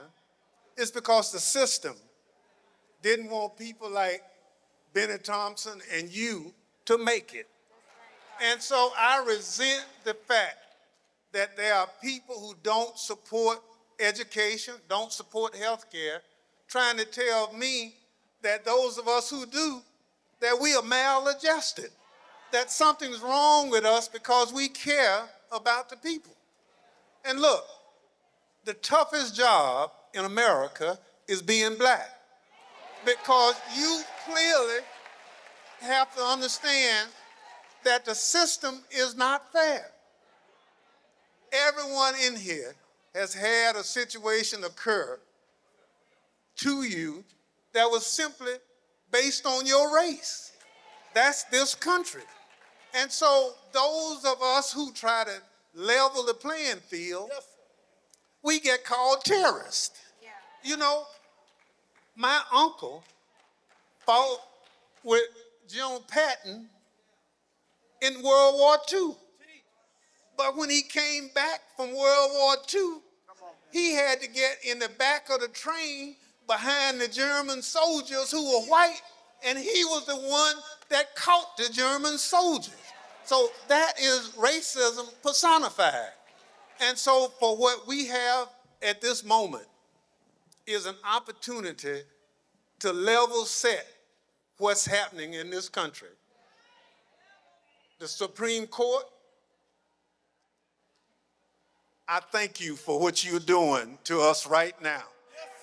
Because what you are doing is allowing us to unleash the anger, unleash the disappointment, unleash everything that we've had to deal with as a people right now. And so what we will come and do is to make sure that going forward,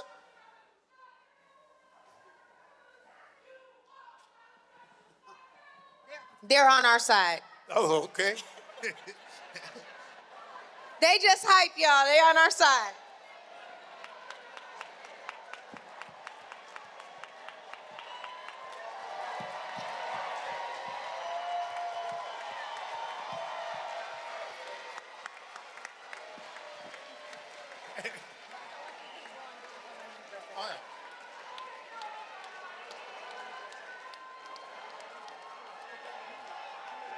We got some really excited young people in here, keeping that energy going.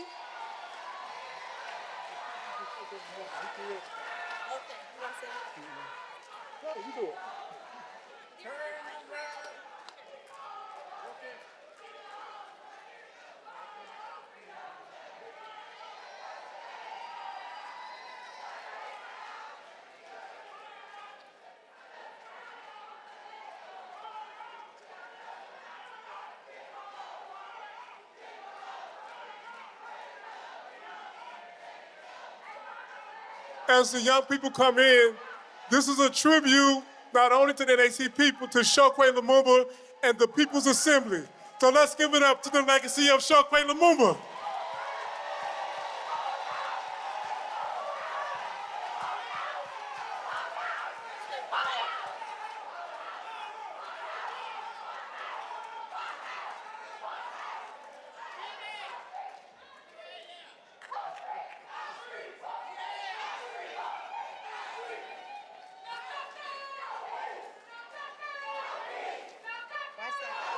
Anybody fall on that carpet?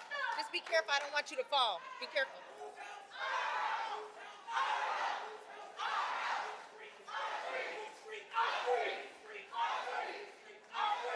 Long time.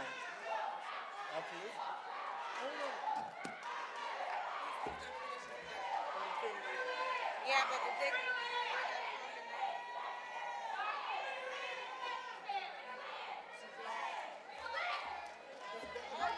You got ground zero.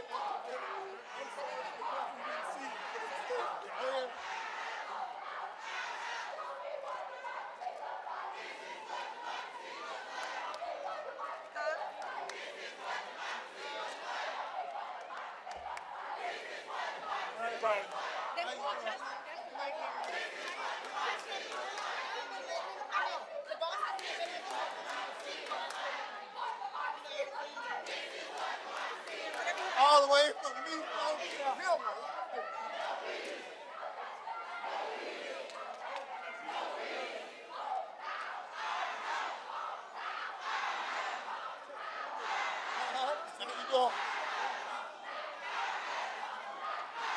Thank you.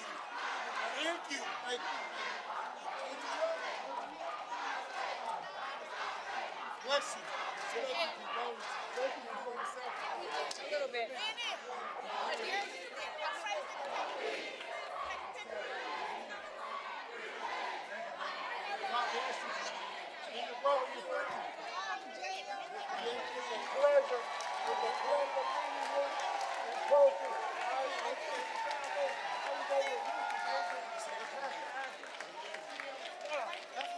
These are many of the young people we were seeking just moments ago. I want to shout out our dear sister, Wakinia Clanton, and all the folks who have been a part of this to make this happen.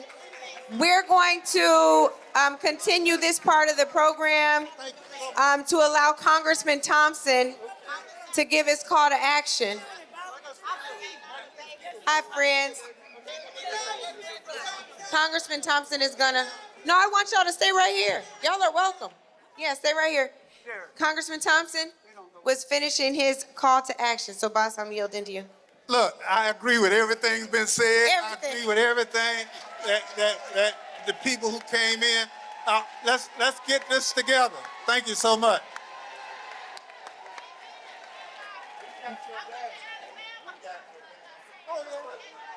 Okay, we're getting ready to, I love this energy. I love it. Keep going, young brother, keep going. Keep shining, keep shining. So this has been Native Land Pod. I'm gonna stand up here. Okay.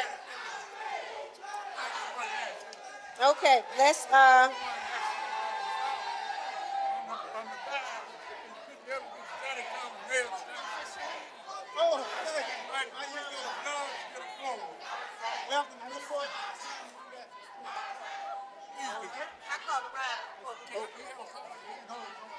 before I do my call to action, there's a young person here who has been fighting in the Tennessee state legislature. He was expelled once for fighting against mass gun violence in the state. Just last week, as Tennessee worked to eliminate the only majority minority district we had, you saw him in the hallway burning a Confederate flag. That's right.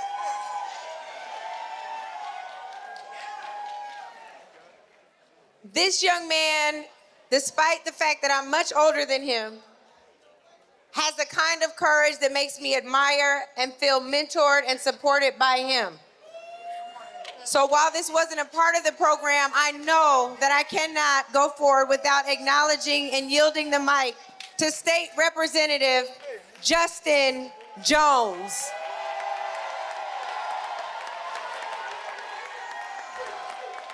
Power to the people! Power to the people! Power to the people!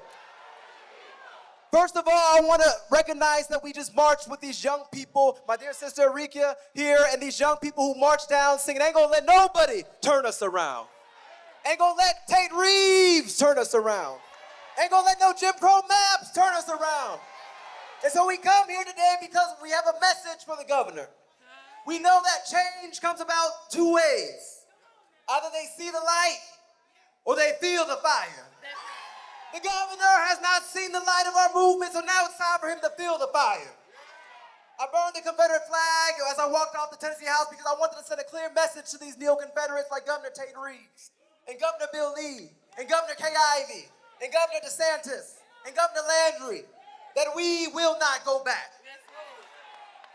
But most importantly, I want to send a message that we have before us, if you look right in front of the stage, a rising generation of civil rights activists. These young people who are taking up the mantle and saying that it's our time now. That we are not afraid. Come on, young people, because this is your time. Give them a round of applause that they've been leading and organizing. And I'm here today from Tennessee because when they come for one of us, they're coming for all of us. And so what's happening in Mississippi is happening in Tennessee, it's happening in Alabama, it's happening in South Carolina. They're waging war against black folks in the South. But Fannie Lou Hamer sent us to tell them something, that we're not going down without a fight.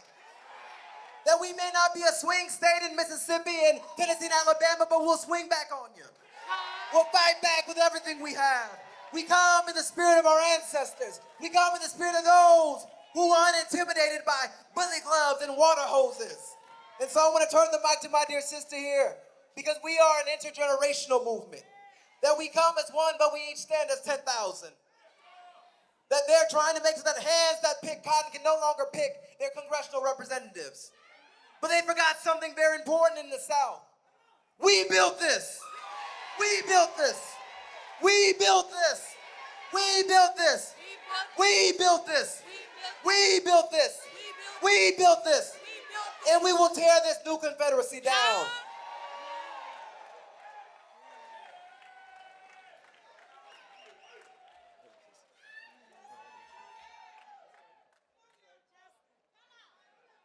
We don't mean to be disrespectful, but we do mean to be disruptive.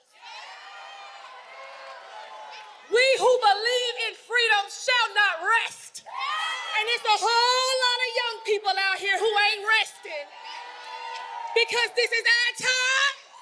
This is our generation. This is our moment. This is our fight, and this time, we're gonna get it right. I said, we're gonna get it right. We who believe in freedom shall not rest. I am not up here as a Rika Bennett Scott. I am up here as a representation of this beautiful myriad of young people who have come together and decided to take on the streets of the city of Jackson as a representation that we will not go back. We will not go back. We will not be silenced, and our time is now. I tell you, it is our duty to fight for our freedom. It is our duty to fight for our freedom. It is our duty to win. It is our duty to win. We must love and protect each other. We must love and protect each other. We have nothing to lose but our chains. We have nothing to lose but our chains. We have nothing to lose but our chains. I say we have nothing to lose but our chains. Ashe. I hope you get the message. And that's from M.I. Crooked letter I. Come back, I. All right.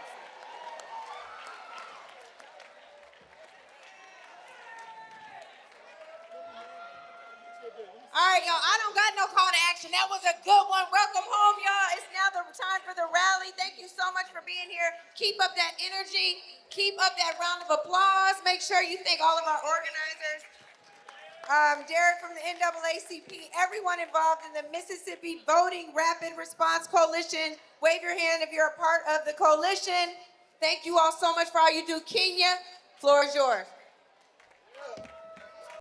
Native Land Pod is a production of iHeartRadio in partnership with Reason Choice Media.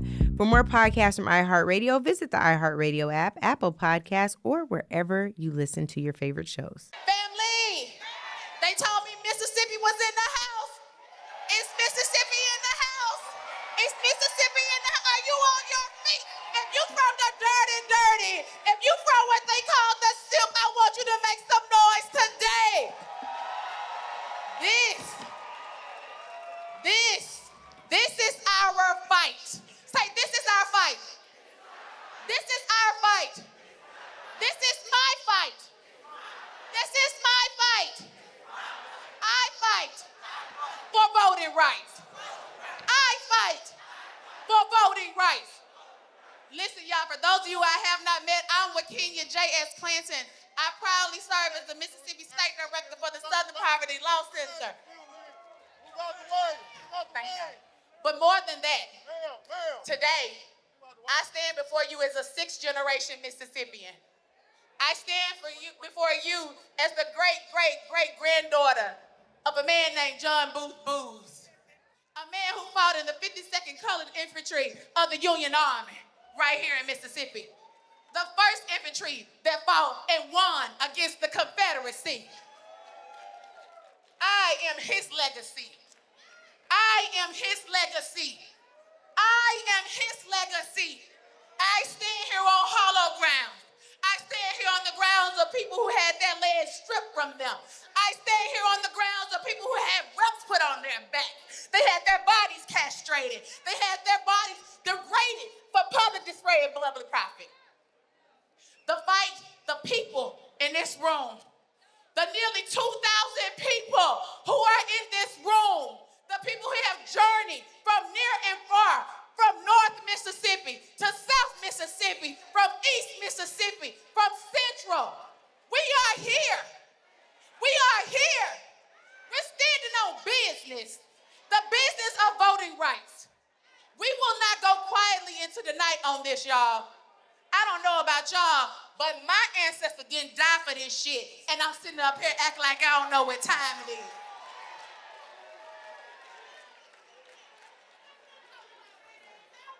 Now, don't y'all get me fired. Listen, they told me I had a job to do. Fired up. Fired up. Fired up. They told me it was some NAACPers in the house. They said fired up. Fired up. All right. right, listen. I stand here maybe as your MC today, but I also stand here on behalf of more than 40 organizations in the state of Mississippi who have joined together to say, not on our watch. If you are a member of the Mississippi Voting Rights Act Rapid Response Coalition, let me hear you say, oh yeah, oh yeah, oh yeah. Huh? Give you the live link. Okay, I don't know the live link, sir, but somebody gonna help him. Who got the live link so he can get it, please? Bring it to the stage. Ashley, see that lady right there with that headset on. She can help you. Okay, so I know we excited. I know we here on purpose with the purpose, in purpose. But we cannot do anything without the divine order steps of the man above. And so join me in inviting Reverend C.J. Rose, the pastor of Mount Ham Baptist Church right here in the historic Jackson corridor of, it's not Fair Street, yeah, Fair Street District. Okay, Reverend C.J. Rose.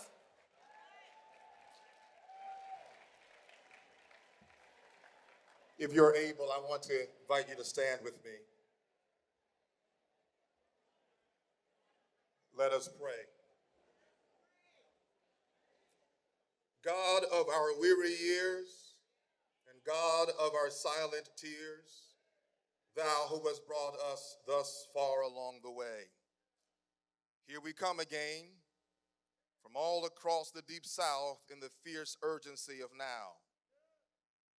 And we confess, O Lord, that we are sick and tired of being sick and tired.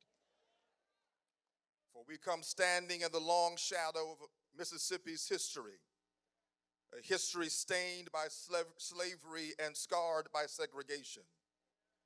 A history where black bodies were bought and sold, where black votes were suppressed, and where black voices were silenced, and where the powerful too often mistook oppression for order and injustice for heritage.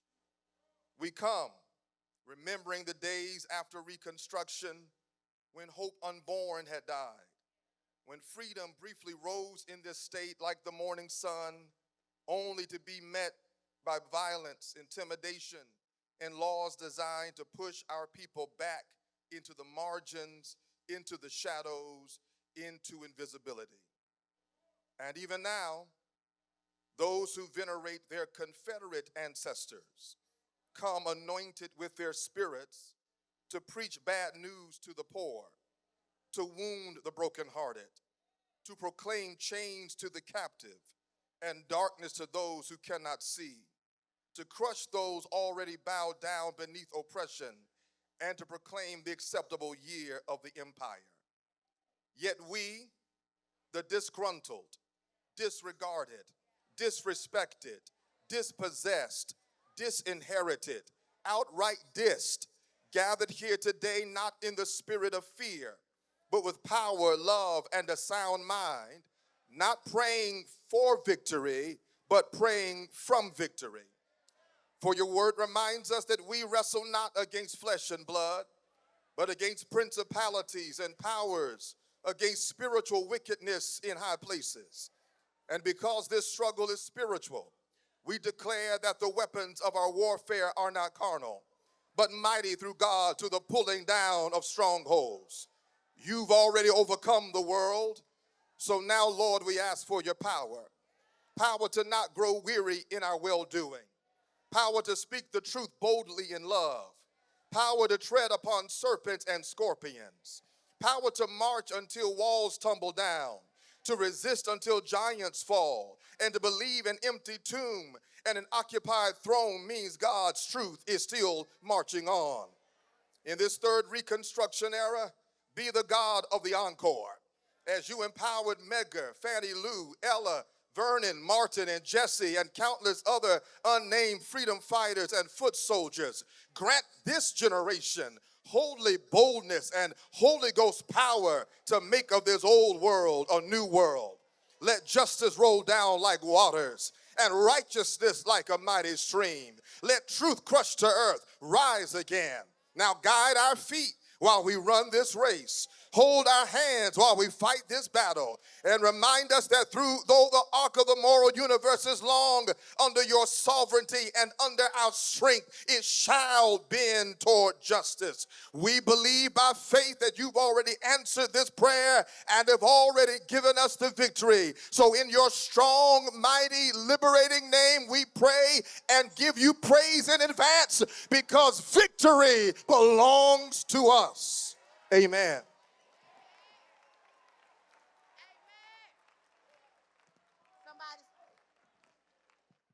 Somebody say victory, victory, victory, victorious.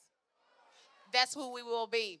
Y'all, join me. Today has been brought together by, like I said, by more than 40 different organizations here in the state of Mississippi, and also some nationally. And we could not be here if it were not for the tedious efforts of our convener, the convener of the Mississippi Engaged C3 Roundtable, Miss Courtney Body. Y'all join me in welcoming Courtney Body to the stage.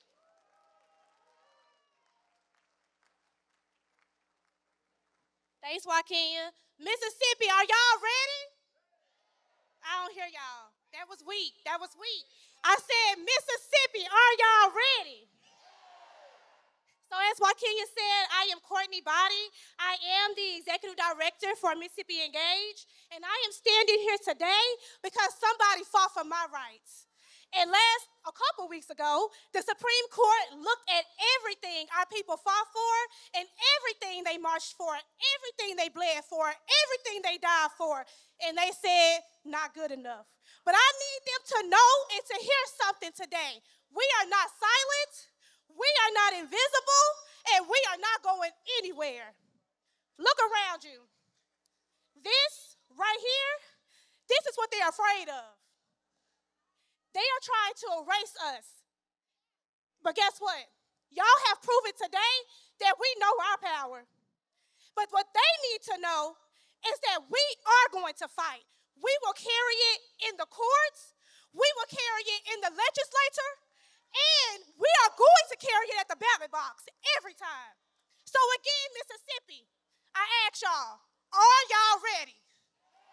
Okay, this is our fight. This is our vote, and this is our state. Thank you.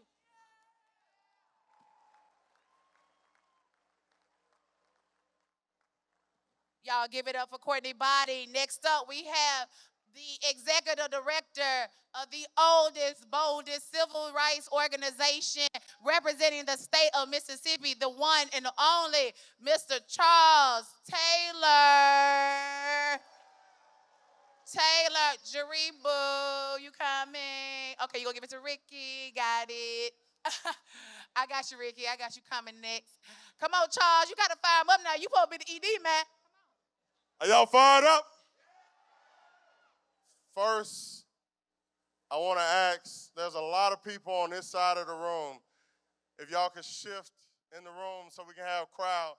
I don't wanna crowd the door, so if y'all can shift in the room. Can everybody say on 1, 2, 3, say shift? I need y'all to move. I don't see you moving. Shift this way. First of all, I am excited for y'all to be here. But I'm going to ask if we can just temper the crowd just for a moment. If we could just temper the crowd just for a moment. What I want to talk to you about is 1875. Can you say 1875? That was the moment where Reconstruction ended. And folks created what they call the Mississippi Plan. Can we say Mississippi Plan? The Mississippi Plan is what ushered in Jim Crow. But here's what I want to say to you.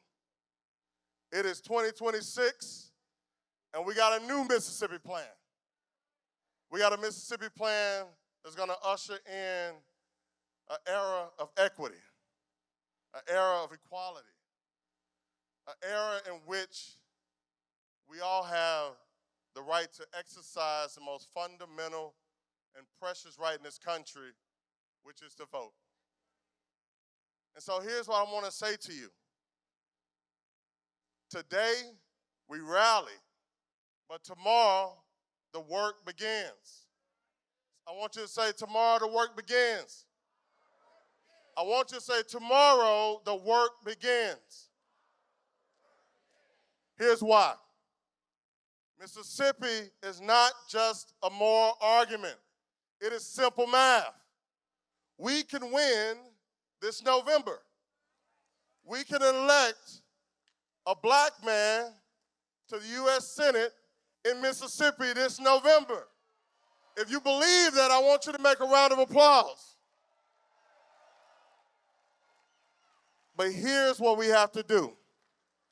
We have to turn out 75,000 more African Americans than we have before. I want you to say 75,000. Now the question is, how do you do it? Each of you have a pledge card in your seat. We need you to commit to vote. And before you leave here, we're going to ask you to turn in 10 additional pledge cards. If all of us in this room gets 10 additional people to vote, that's 200,000 people. So what I'm saying to you is that we can win. So I'm grateful to you.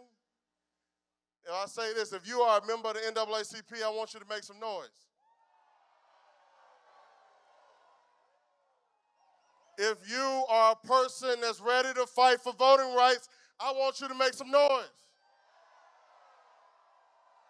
And if you are a person that's ready to make sure that we get everybody to the polls in November, I want you to make even more noise. This is about a fight.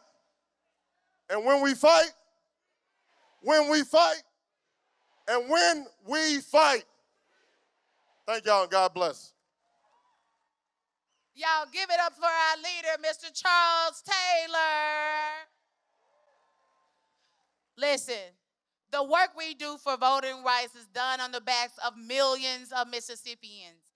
And there's no organization who understands that more acutely than the Mississippi Workers Center for Human Rights. And so I'm asking if the members of the Mississippi Center for Human Rights could join their chairman, Representative Ricky Thompson, on the stage today to talk about the plight for voting rights and human rights. Y'all give it up for Ricky Thompson.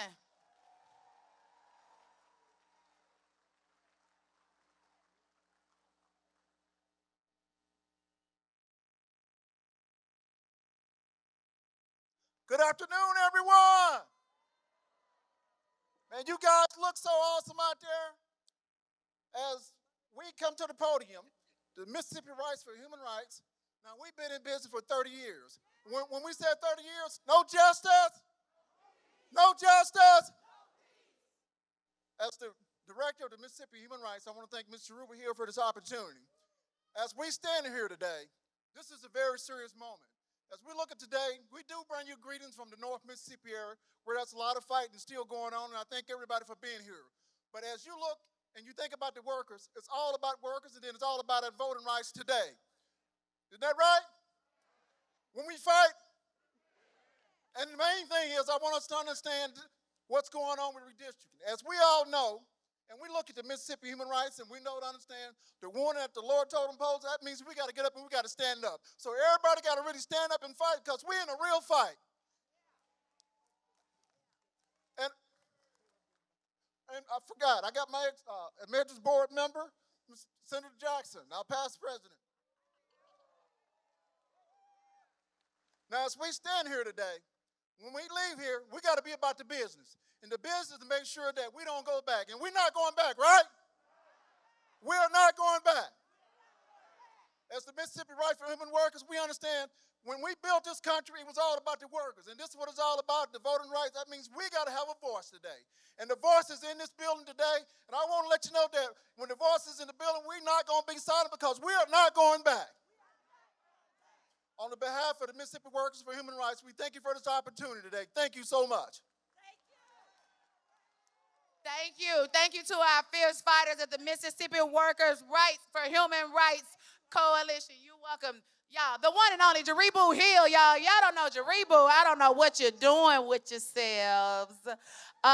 Listen, I know we got a whole bunch of folks at the back at the doors. Do me a favor, come on in. We all family. We got a lot of room right here in the front. We need to clear the doorways for safety. So if you would, just come on into the room. As they say in the good old Baptist church, come on in the room. Okay, that's all I got. I ain't got no more than that. Okay. Listen, y'all, the fight for voting rights has been done so by an incredible community of lawyers who've dedicated so much time, commitment, and effort to ensuring that the rule of law, somebody say the rule of law, the rule of law, the rule of law does not fall on a lawless nation. Join me in welcoming to the stage Miss Haria. Haria, come on up. Y'all give it up for Haria. Representing the Mississippi Center for Justice. Hello, Mississippi. Look at all these beautiful people. I am fired up. Are you fired up? Are you ready to go? Where are my young people at? Where are my elders at? Where's Mississippi at? Like Joaquina said, my name is Haria Tarikan, and I am the Director of Policy and Advocacy at the Mississippi Center for Justice. We are voting rights attorneys. We are attorneys who fight for our rights every day because we understand that voting rights is the difference between who gets heard and who gets silenced. Voting rights is the difference between those who have rights and those who do not. Mississippi Center for Justice and our partners litigated that case that got us 3 more seats, that got us better representation in Hattiesburg, in Chickasaw County, in DeSoto County, and in Morrow County. And the rogue Supreme Court vacated our judgment this week. But we will continue to fight. We will fight in the court. We will fight in the legislature. And we will fight in the street. We will fight because we know housing rights are voting rights. Health rights are voting rights. Property rights are voting rights. Immigrants' rights are voting rights. Education rights are voting rights. Health care is a voting right. And civil rights are voting rights. So we will fight for all rights. And we will join you every day because fair maps equal fair representation. And we want our maps fair. Join me and say, you can't stop the revolution. Voting rights is the solution. You can't stop the revolution. Voting rights is the solution. Thank you, everybody. I love you. Y'all give it up for Haria. Give it up for Haria. Now listen, next coming to the mic, we have 2 organizations who've been doing the work to make sure that black voters are centered, that black voters matter. Somebody say black voters matter. Black voters matter. White voters matter. Hispanic voters matter. Asian voters matter. Native American votes matter. All of our votes matter. All right, with that, I'm calling to the front Miss Carol Blackman. She's the leader of the Mississippi Black Voters Matter Action Fund. Miss Carol, if you're in the house, y'all give it up for Miss Carol. I'm also going to ask Cliff Albright to join her in the front. Cliff, if you're in here, let me see you make your way. Let me see you make your way. All right, while they're doing all of that, I'm going to call up our next group, another group who's also equally committed to the vote, but equally committed to the vote on behalf of those who have been disenfranchised. Join me coming to the stage. Okay, all right, they didn't join. Okay, see, this is how black people grow. They just say, hold on, baby, not too fast, not too much, not too much. Y'all ready? Miss Carol is ready. Okay, Miss Carol, come on up. Hey, y'all. We all here for the same cause. We here to make it known that all of us are going to make our votes count, and we're all going to bring somebody with us. I always think about, when I'm talking about voting, I think about my grandmother. I think about my grandmother who at 65 years old went to the Madison County Courthouse to try and register to vote. She was not allowed to vote. So then, guess what? She went back again, and she got her name in the Sovereignty Commission file. So she taught me, always vote. I'm a super voter. My whole family are super voters. And y'all, there are 13 of us siblings, and all of us and all of our children vote every chance we get. So before I sit down, I just want to say that I remember when there was no Voting Rights Act. I remember when it was passed, and I remember when the vote came to us at the age of 18. And I've been voting ever since. I am working across Mississippi with Black Voters Matter as the senior state organizing manager. I work with a whole team of people across this state. We got partners who are here in the audience today. Can y'all make some noise?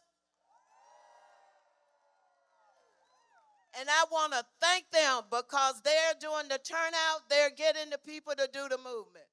And we are working toward November. We are working toward letting the governor and all his people hear our voices. And now I'm going to turn it over to my boss, Cliff Albright. What's going on, Mississippi? How y'all doing? So last Saturday, we had a thing over in Montgomery. It was called All Roads Lead to the South. And today, what we know is all roads lead to Mississippi. And we say all roads lead to the South in Mississippi because what happens here doesn't just stay here. What happens here with Jim Crow maps affects every state in this country. Nobody's going to get an exemption from Jim Crow. But what we also say, because the South is important, because the South has given so much to everybody else. The South has given the rest of the country its freedoms. You know, at the earlier rally, we talked about folks like Medgar Evers and Fannie Lou Hamer, right? Those are the real founders of the freedoms in this country. The Liberty Bell might be in Philadelphia, but freedom rings from Mississippi. In fact, you can't even spell freedoms without an M and an S. So, and Mississippi gives everybody that freedom. And so what they have done is, they may think they did a thing with these maps and this decision, but what they've done is waking a sleeping giant, because we got folks in here from all across the South. We got folks in here working together across state lines that haven't worked together recently like that before. They done messed up. Somebody look at your neighbor and tell them they done messed up now. And so what we know is this: they can try to come out with some rigged maps. You can rig maps, but you can't rig a movement. You can erase a map, but you can't erase a movement. You can bury a map, but you can't bury a movement. And if they do bury us, guess what? They tried to bury us, but what? They didn't know we were seeds. And so we are going to rise up and mess around. Don't let that seed be a mustard seed, because we know what happens with that. So I'm going to get on out the way. I'm not going to preach. I'm going to get on out the way. But we are going to win. Somebody say, I believe that we will win. All right. Thank y'all. Thank you so much. The Black Voters Matter. Thank you so much. Next, we have coming to the mic. We Must Vote. We Must Vote is doing the work on behalf of those who've been disenfranchised here in the state of Mississippi. So We Must Vote. Please, please speak up and speak out. Hey, family. Good afternoon. I first want to say, shout out all of our high school students. We want to recognize the youth. Any high school students here? The high school students behind me. I'll be brief, but I'll be intentional. There has been a divine force that has been sent to silence us and erase us. I personally know what it feels like to try to have your voice taken from democracy, right? We won't let it happen. We won't retreat, and we will not go away. We're going to be resilient in the work and continuing to give everybody a voice. We have a saying, everybody in jail ain't guilty and everybody walking around ain't innocent, right? So what we need to do is don't get mad. We need to organize. We need to unite and be intentional and strategic about showing up. The time is now. The fight is at our door. We have no time to run and hide. We've got to show up and we've got to be intentional. So I wanted to shout out my young people behind me because guess what? It ain't about me. To my elders here, time is up. We got it. We got to let y'all know that we got to take it from here. And we got to take it and do it the right way. And when y'all pass it to me, I got to reach back and pass it to them. Thank you. Y'all give it up for Tony Wakefield. Give it up for Tony Wakefield. We are here today simply because of the fact that trying to strip something away from us that we worked so hard to get. When I look out into this audience and I see our elders, people who were around when we all did not have the right to exercise our freedom, they want to take us back to that. You did not do what you've done for us to give them this right that you worked for. We're here, and we're ready to fight. And you came from where? She came from Arkansas, y'all. Give it up for Mama and from Arkansas. Mama came out, she said, I don't care what the weather say. I'm here to hear from the young people. Thank you, Mama. Thank you for everything you've done. Next, the fight that we're fighting right now, y'all, is about the rule of law. And we can't do this work. There's so much that's been done to make sure that we here, the 43% of Mississippians have equal representation in the legislature to make sure that our voices are heard. And we just have to give a huge shout out to the Mississippi Legislative Black Caucus for all of their work. They've been working real hard, y'all. It ain't easy being in the minority. It ain't easy showing up in the minority. But there are some freedom fighters that we got over there on Congress Street. Come on, and it's led by the one and only chairman, Kareem. And if you're a member of the Mississippi Legislative Black Caucus, please come join your chairman on stage. Come on, give it up for the fighters. This is what democracy looks like. This is what democracy looks like. This is what democracy looks like.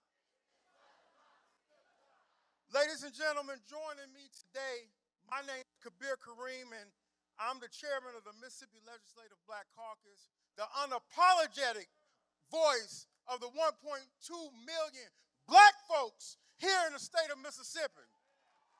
And these are your representatives of the Mississippi Legislative Black Caucus. Give it up to the Black Caucus here in the state of Mississippi.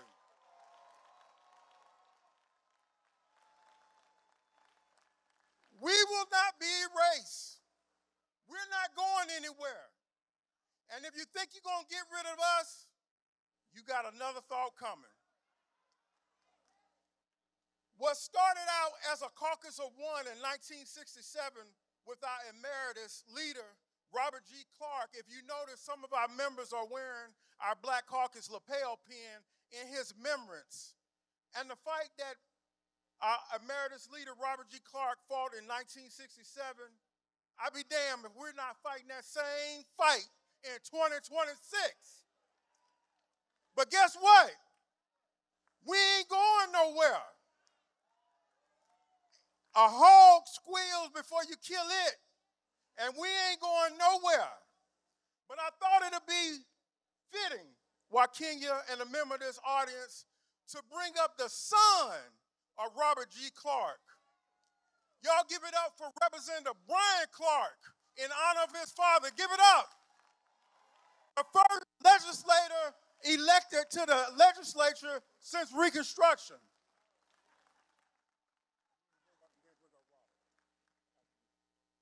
Good afternoon.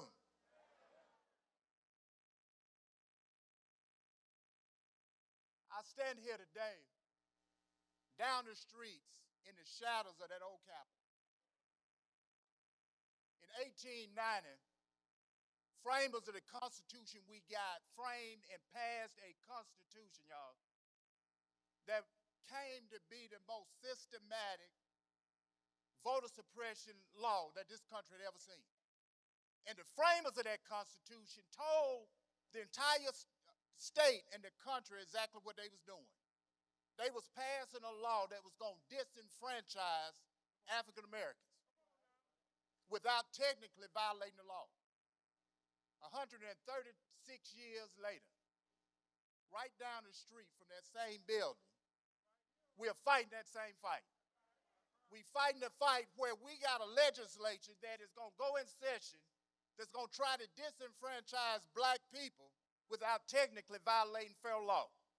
Same fight, same song, second verse. So today, every generation find themselves at a crossroads.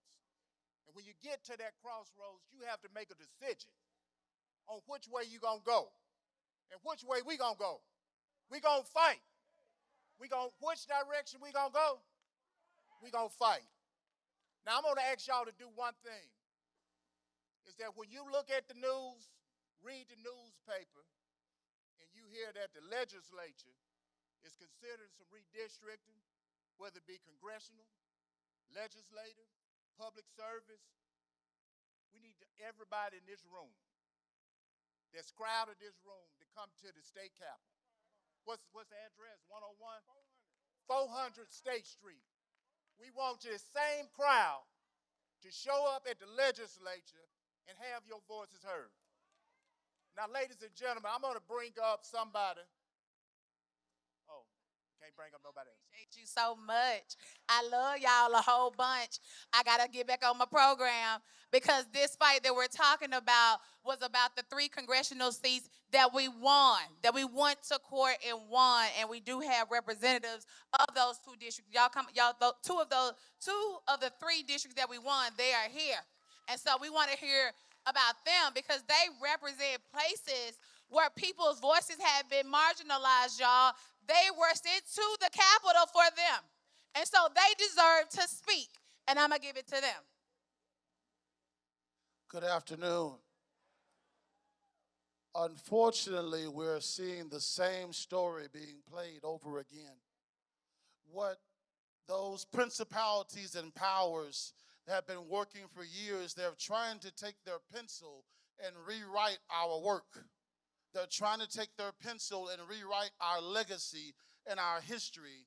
And now they're taking that pencil to try to redraw our future. But the problem is now is they're not even trying to redraw it. They're trying to turn the pencil and erase us. But I've got a secret for them, and I've got a message for you. You can't erase what's permanent. You can't erase what's built to last. You can't erase what's built to be here. We've been here. We are here, and we'll be here. We were built for this moment. We were built for this season. I just want to know, are you permanent? Are you built to last? Are you built for the moment? Because I'm ready. I don't know about you, but I fought too hard. I gave too much of what I had to give up in this moment. I wasn't written in pencil. I was written to be permanent. My name, my legacy, and my cohorts will be here. The question is, will you be here? We'll see you soon. All right, somebody told me we had some additional leaders. Come on up here. Y'all, so in addition to, we got, I don't know if y'all know this, but we have 4 members of our legislature who serve in leadership. And one of them is the incomparable minority leader of the House, the Mississippi House of Representatives, the one and only Representative Robert Johnson. So.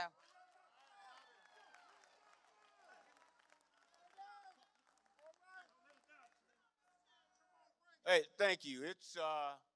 I rarely come in a room and say it's hard to follow, but it's hard to follow these. It's been some great speakers up here today, but let me just take a turn at something. You know, we talk about our historical perspective, but as legislators, we deal in the present, and we deal with what we have to do right now. And I just want to ask you, if you live in a state that has the lowest gross domestic product, do you think you need to come out and change your leadership? If you live in a state that has the highest poverty level, do you think you need to come out and change your leadership? If you live in a state that has the highest unemployment in the nation, do you think you need to change your leadership? Well, let me tell you something. They always tell us that we're only voting at 25%. Well, damn it, it's time now to get up to 100%.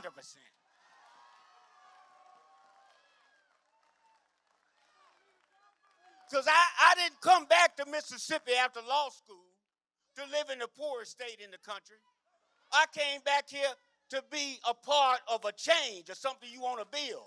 Now, I heard everybody talks about black votes, but my challenge is that there are poor white folks out there too. And I want them to come out and vote on behalf of themselves. It's time for them to stop voting against their own interests. So let me tell you something. If you got the highest poverty rate in the country, they ain't all black folks.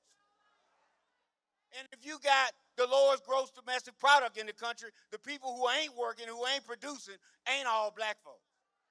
Now, the first thing they did when that decision came down was they said, let's get rid of Benny Thompson. Let's get rid of that reign of terror. Now, the only terror I know Benny Thompson has done is brought more than $10 billion to the state of Mississippi in the last 10 years.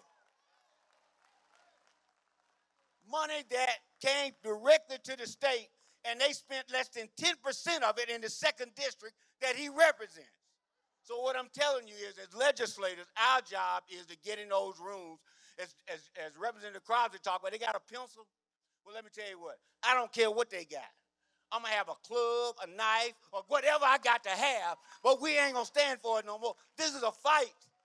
This is a fight, and this is a fight where you put your hands in the dirt, you lock arms with your colleagues, and you go in there and you push, and you don't stop until you tear everything down where you can build it back right. Let's fight so we can win.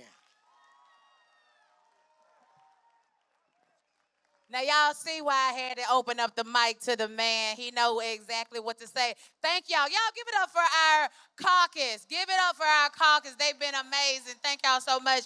Y'all, thank y'all. Thank y'all for y'all work, and thank you for your dedication. Okay, next coming to the mic, we have Trey Murphy. Trey Murphy is a member, he's the national organizer for the Legal Defense Fund, the organization who actually argued the case of Louisiana versus Calais, which is why we're here today. Trey Murphy. When I say who's democracy, you say our democracy. Who's democracy? Who's democracy? Mississippi, I can't hear you. Who's democracy? All righty. Good afternoon, family, as they say in the Baptist church, because I was born in the Baptist church. I won't be before you long, as they say. But last Saturday, we stood with more than 5,000 people in the state of Alabama. Today, we're standing with what looks like at least 1,000 inside of this room. And the message is still clear. The Supreme Court will not have the final say. The message is clear. The Supreme Court will not have the final say. We're standing here in Jackson, Mississippi, a state with one of the deepest and most painful histories of racial discrimination in this country. And the fact that these maps were voted on at the old Capitol, a place where Jim Crow laws, racial terrorism, and systemic exclusion of black people in our democracy was passed, is not just offensive, it is a reminder that the forces of voter suppression never disappeared. They just changed their language and changed their tactics. So at LDF, we know this very well because we argued the Calais case before the Supreme Court, that when we were standing in the belly of the beast, what we witnessed was a coordinated attempt to roll back generations of progress. But my wife, Heather Murphy family, is a 5-generation Mississippian. And families here have had to endure lynching, segregation, intimidation, and disenfranchisement. And yet y'all still kept going. They kept building. They kept believing in freedom even when America did not believe in them. So today we're saying it loud and unapologetically. We will not be silent. We will not surrender our democracy. And we will not allow extremist courts, cowardly politicians, or hostile administrations to erase the sacrifices of our ancestors. Y'all give it up for Trey. Give it up for Trey. We got another fierce lawyer that's been fighting on the front lines, and I'm looking for my brother. I'm looking for my brother, Amir Badat. Is Amir. Amir, y'all give it up for Amir Badat. And this is a personal note, y'all. When I think about who do I call when things go awry, it's my brother, Amir Badat. And we actually started this journey together in 2018. 2018, we both were working outside of Mississippi, and we came down here to help Mike Espy at the time when he was running for the United States Senate. And we said, we're going to come back home, we're going to do some stuff. Amir, I think we're doing some stuff. We're doing some stuff. Y'all give it up for Amir Badat. Thank you so much. Hello, Mississippi. Mississippi is in the house tonight.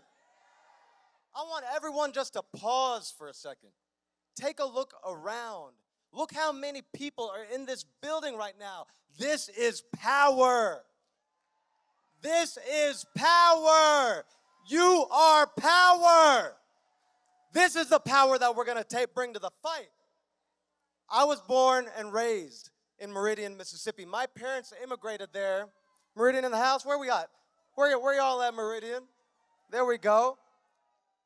My parents immigrated there almost 50 years ago. My wife and I are raising our family here in Mississippi, and that's because Mississippi raised me. Mississippi raised me.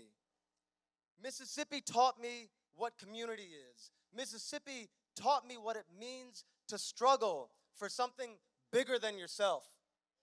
Mississippi is why I became a voting rights attorney. Medgar Evers, Fannie Lou Hamer, Hollis Watkins, the countless Mississippians who fought, who gave their lives for the rights that we enjoy today and that they're trying to take away, who fought to change America, they are why I became a voting rights attorney. Those heroes beat back Jim Crow when they won the Voting Rights Act of 1965. And now, the Roberts Court has opened the door to Mississippi to try to recreate the Confederacy. But let me tell you all something. Let me tell you all something that Delbert Hosemann and Tate Reeves and Jason White don't know. Our heroes prepared us for this moment. When Fannie Lou Hamer walked from Ruleville to Indianola to register to vote, she prepared us for this moment. When Hollis Watkins went from county to Mississippi County registering people to vote, he prepared us for this moment. When Medgar Evers organized a boycott of businesses in Jackson, right here, he prepared us for this moment.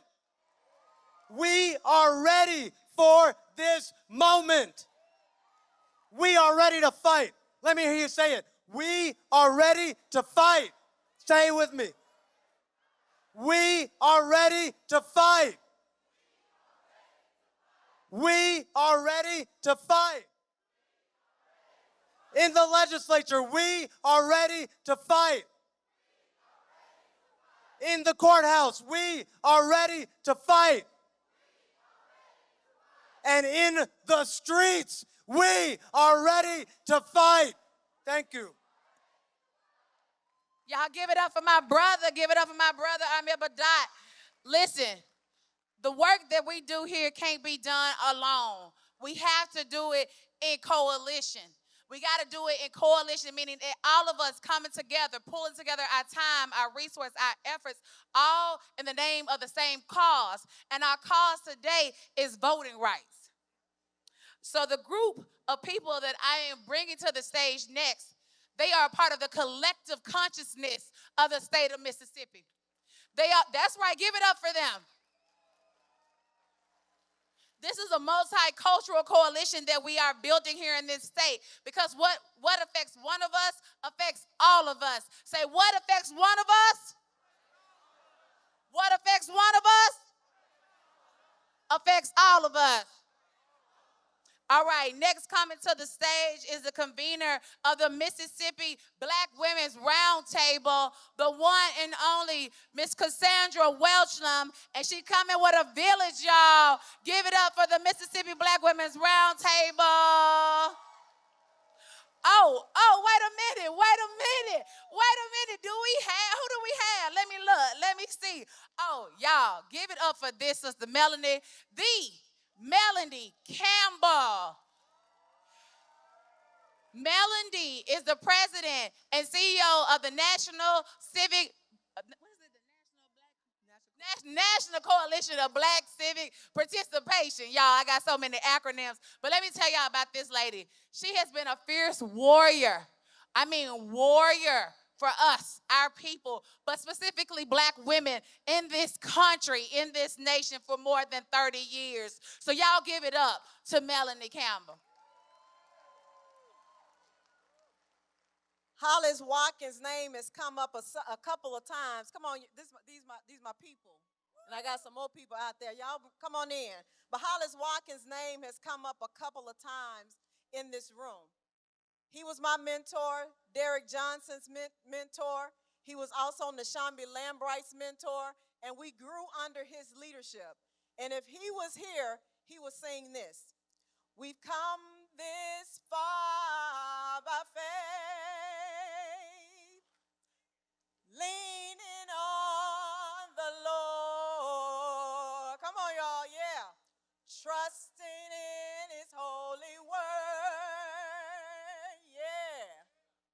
He never failed me yet. Come on. Oh, can't turn around. We've come this far by faith, yeah.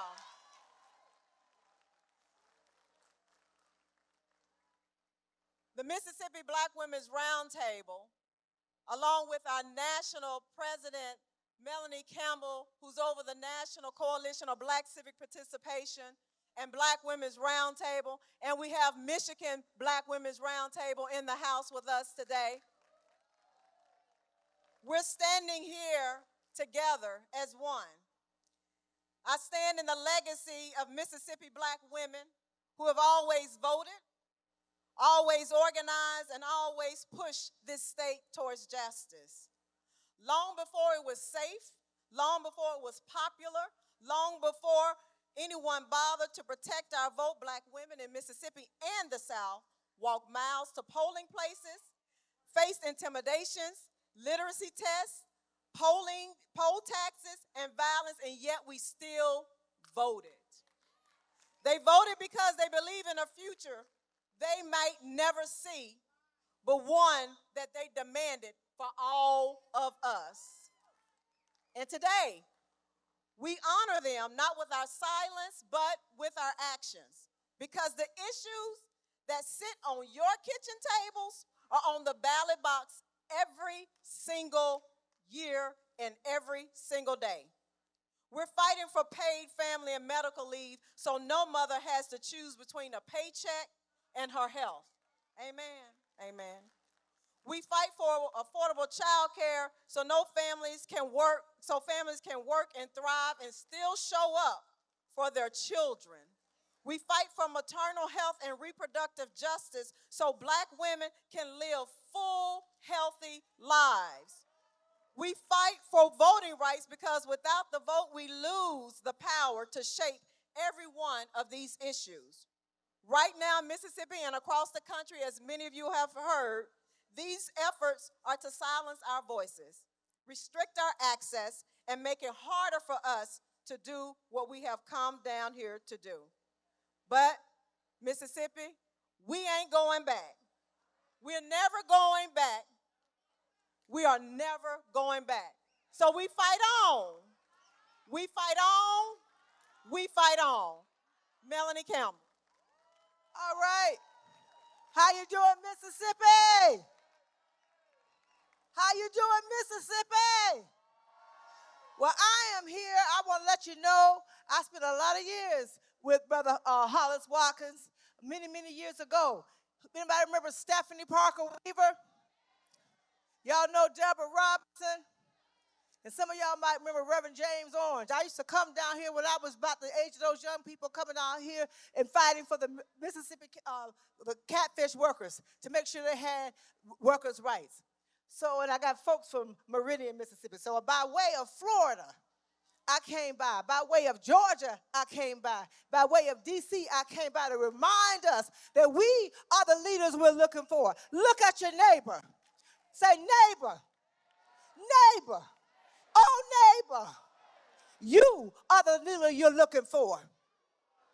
We are the power. We built this country, and we ain't going no damn where. We're not going to be erased, because at the end of the day, y'all, at the end of the day, we were down in Selma, Alabama last week with Kenya. We were down there in Selma, and Montgomery said, why you go to Selma? Because that's where we got our full citizenship. We went back to pay homage, and then we said, we got to come to Mississippi. Mississippi, why? Because the freedom is here. You all have laid the groundwork. And last thing I want to say, in this moment, I want to talk to those who think that they can erase us. I want to talk to those who think we're going to take 61 years to get back what our foreparents and forefathers fought and bled and died for. We're not going to have it. Are you? Watch our smoke. Let's get it done, Mississippi. This is a United States of America problem. This ain't a black problem. This ain't a South problem. This is a United States of America problem, and we're going to do what we need to go. And so my little sister Latasha would say, let's go.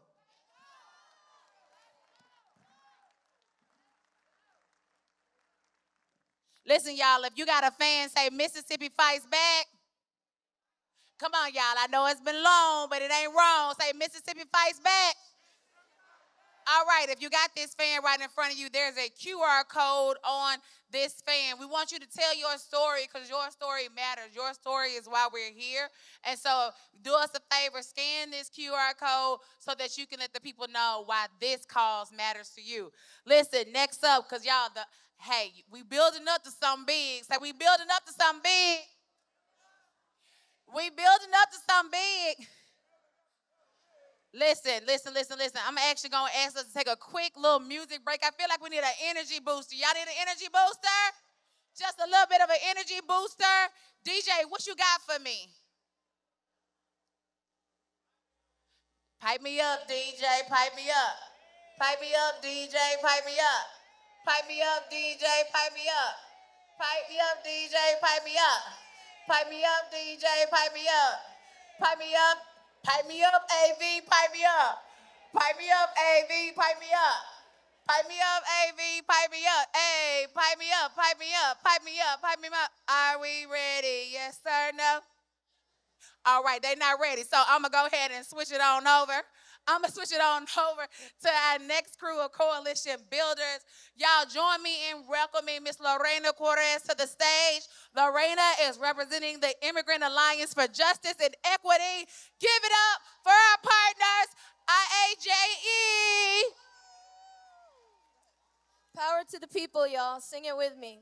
This little light of mine, I'm gonna let it shine. This little light of mine, I'm gonna let it shine. This little light of mine, I'm gonna let it shine. Let it shine, let it shine, let it shine. All right. To my beautiful community, my brothers, my sisters, my children, and my elders, today we are letting our light shine. Look around this room and the faces of the people sitting next to you. We are here because we dare to dream a better life, not here because we our families and we love our Mississippi. But love is not just a feeling, it is an action. And today I want to talk to you about the most powerful tool we have to protect the love. Our voice and our vote. 61 years ago, the Voting Rights Act of 1965 was signed into law written in blood, sweat, and tears of Black leaders and organizers right here in Mississippi. Facing beatings, jail, death so that regular people could walk into a booth, pull a lever, and say, I'm here. My life matters. My children deserve a future. And we know this is Black history, but what does this have to do with us, the immigrant community? Well, let me tell you, it has everything to do with us. Everything. When Mississippi passes laws that make it harder to vote, they're trying to silence all of us. They're trying to silence the immigrant mother who just got her citizenship from voting for a better school for her child. The Voting Rights Act is the shield that protects our right to be heard. If that shield is broken, we are all left unprotected. But the beautiful thing is that when we work together, we win. Our Black brothers and sisters have been paving the way for resistance. We know the terrain and the struggle. They know how to organize, hold the line. As immigrants, we know how to work hard, sacrifice, and how to build community out of nothing. Imagine what happens when we put our hands together. To win a Mississippi that respects our dignity, we must walk hand in hand with our Black brothers and sisters.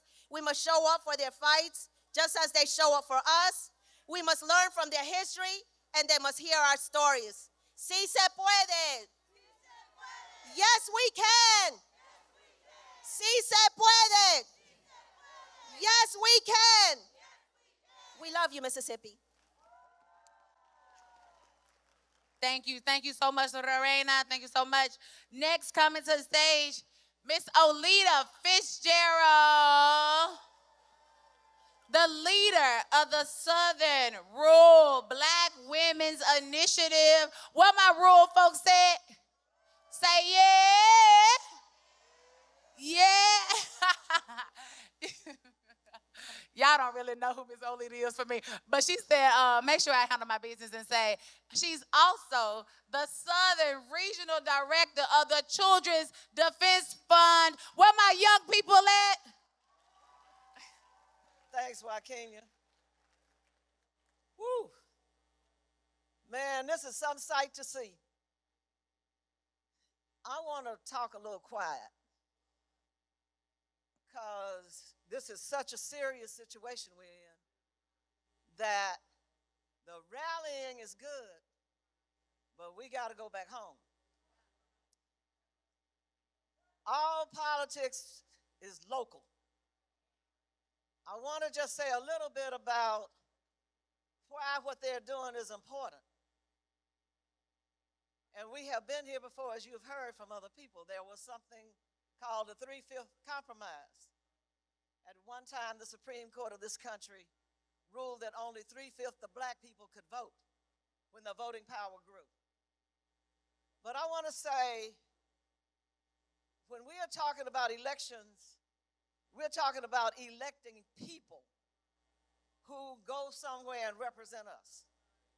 If we had not had the Black caucus at the Capitol this past session, they would have pulled public school dollars out of your communities and paid them to private academies. The same private academies that left the public school district after desegregation and wanted state money then. These people don't die. We can't die. It's generational. We need to vote, we say, because we need health care. But let me say this. Mississippi has the highest rate of infant mortality and maternal mortality in the country. Jackson State University has done some research that says 80% of the Black women who die in Mississippi from maternal mortality could have lived. These people know what they are doing when they withdraw resources. 2 years ago, when we're talking about electing people, when they go somewhere, we're looking at the votes that we have versus the votes that they have, and there's very little in the middle, and they don't even want us to have those votes. 2 years ago, 3 years ago, when we could have expanded Medicaid, didn't expand Medicaid. They talk about hospital closings. But know that they closed, now get this, they closed the only NICU unit in the Mississippi Delta. What does that mean? Babies born in stress have to either go to Memphis or come to Jackson to be seen. These are serious issues that we're talking about, and it's not about candidates. Don't care if you don't like a candidate, we have to vote. I'm getting off. We've got to go home, and we've got to talk to people about why it's important to vote, and all you got to do is look at what's happening in the country. All you got to do is, there's a hearing going on now. They're attacking the Southern Poverty Law Center and the Judiciary Committee in Washington. We are having things rolled back that should not be rolled back. Understand this. They ain't the only people who pay taxes. It's your tax money. They don't want you to have a voice over the money you spend. They want you to have taxation without representation. This ain't new. So leave here, and we looking at y'all like breadcrumbs. We're going to follow y'all home because we've got work to do. We've got to elect some people out of office. If we don't do it this year, there's no telling where we will be. And I will leave with this, with young people. Not only is education and health care, child care, we got black child care centers about to close all over this state. And the governor is sitting on the money right down there that could help them. Decisions that they make. And you young people, if I don't say nothing else and leaving, when Joaquin throws me off, they always start with a whisper. They always start with a whisper. They are talking about the draft. The draft. The whispers get louder. The draft. We have better wake up because we are under attack like we have never been. Y'all are here because you know it, but we got to take it back home. Thank you. Thank y'all. Y'all give it up for Miss Olita Fitzgerald, our fierce leader, our fierce leader. She spoke about the future. She spoke about young people. This next group of people are just that. They are the voices of the future. And so y'all join me in welcoming Jolie Elizabeth Stallworth, Audrey Crenshaw, Xavier Wright, and Osney Welshland to the stage, y'all. They gonna speak for the future. Someone say, speak for the future. Speak for the future. You are the future. As we all know, a change has come in Mississippi, an inflection point in our nation's history. We have been forced to wake up and make a decision between the ballot or bureaucracy, between the turnout or tyranny, between disenfranchisement or democracy, between resignation or representation. I know you all are very aware of the decision that the Supreme Court made, which allowed for redistricting and the redrawing of the lines. The governor calling it a good day in Mississippi. We all know that that is not true. We all know that it is just a green light for gerrymandering. Let me be clear, they may redraw the lines, but they could never redraw our dignity and our determination. Because no matter how these lines are shifted and shaped, one truth remains unchanged, and that is the power has never lied in lines on a piece of paper. The power has always been with the people. The people who refuse to be silenced, and the people who refuse to be denied, and the people who refuse to be spectators. We will overcome, and we shall overcome. I close with the words from Dr. King. Freedom is never voluntarily given by the oppressor. It must be demanded by the oppressed. Thank you.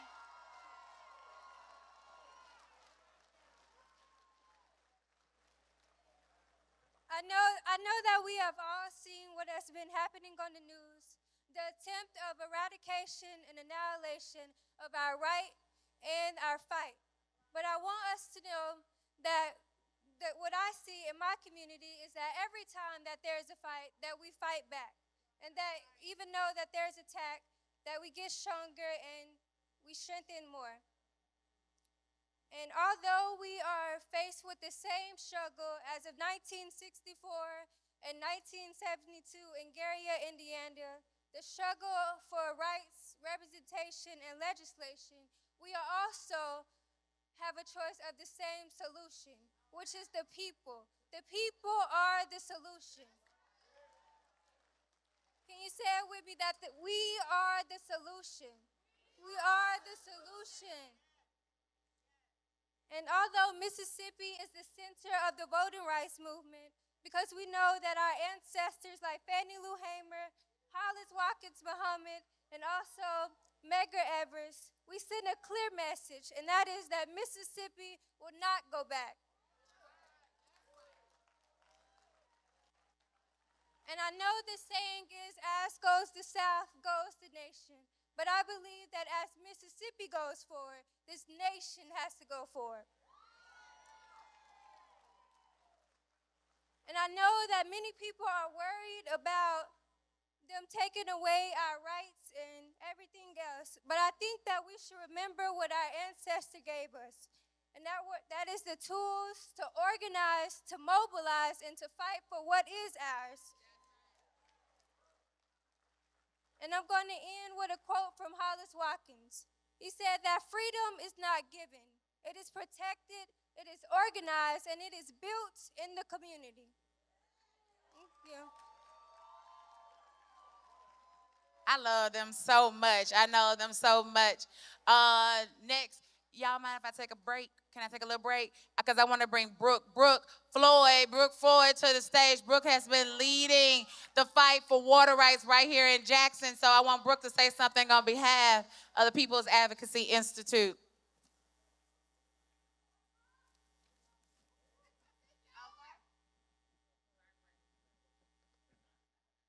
I was a cheerleader. I can yell, but I don't think I can yell that loud. And that was a long time ago. Thank you all for being here, for standing up. There are some of us missing, and I need you to bring them next time. So turn to your neighbor and say, neighbor, next time, I'm going to bring those folks that aren't here today. And I'm going to tell them what we talked about today. Now let's get to it. According to the 2020 census, Black people make up 38% of our state's population. Now let's say this. There is a reason they cut that census short. There have long been concerns from racists that they were losing their stronghold, and they have been hell-bent ensuring that they don't. Discriminatory voter ID laws, mass incarceration, underfunded public schools, and now the myth that redistricting will result in fairer elections. They have flooded social media and the news with sound bites, with misinformation, alternate realities, appealing to people's fears, prejudices, and lack of access. There is a reason we have a digital divide in Mississippi, drawn down color lines and economic status. Fellow Mississippians, let me make sure your anger is placed correctly. Our Black lawmakers make up 31%, just 31% in that building over there. They are not the majority voting bloc in that building, nor for any laws that come out of it. While we may have had progressive governors in the past, we have never had a legislature to match. We do have an alarming number of hospitals and clinics that have closed or are on the brink of closing. Schools gone, crumbling infrastructure, food deserts, some of the highest grocery costs in this nation, violence increasing throughout the state, and forever chemicals in the water in 80 out of 82 counties. When disaster strikes, it is us. It is us that shows up, community, supporting each other, knowing that if we wait on them, it will be too late. We didn't make Mississippi the poorest state. No, we have existed and struggled and figured out how to survive in a system actively trying to destroy us and silence us. If you speak out, they attack you, your family, your friends. We know they only move quickly in moments like this to victimize Black people, poor people, brown and other marginalized groups. Imagine if they put that energy into making Mississippi better for us all. We wouldn't have the highest infant mortality rate, nor the shortest life expectancy, I'm almost through, nor one of the highest incarceration rates in the world. The UN declares slavery as the gravest crime against humanity, and Mississippi benefited more than any other state. They refuse to acknowledge it. So when the governor declares all Americans are created equal, but half of Mississippi isn't treated as such and never has been, I certainly do not trust you or your friends with my equality. Senator Jeremy England said, and I quote, "We are barbarians who only want to grab the flag of our team and hoist it high for a starving and poor crowd." Our governor said the reign of terror would be over soon.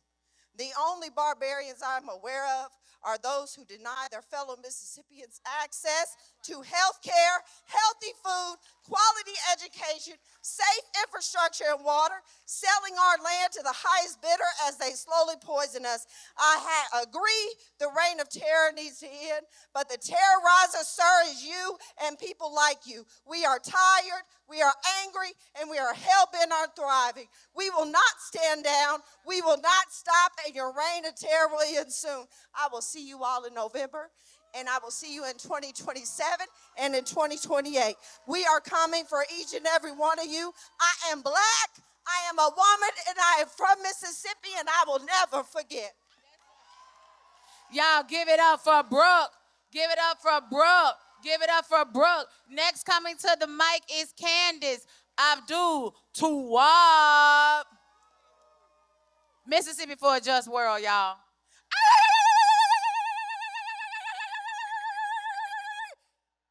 Power to the people! Power to the people! I know y'all getting tired. I know y'all are getting tired. But we not as tired as our ancestors were. And I'm begging you to give, to save your energy and your love for the young people behind me when they come up, because it was young people that led the movement. And young people are missing in this room.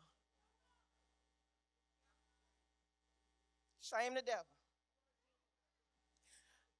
We aren't here to showcase one organization. We are here to show the power of the Black vote. We are not here to highlight one person. We are here to show the power of the Black vote. And we are most certainly not here to sing the praises of one particular political party, especially when both political parties have been guilty of perpetuating the same type of harm on our communities. We are here to show the power of the Black vote.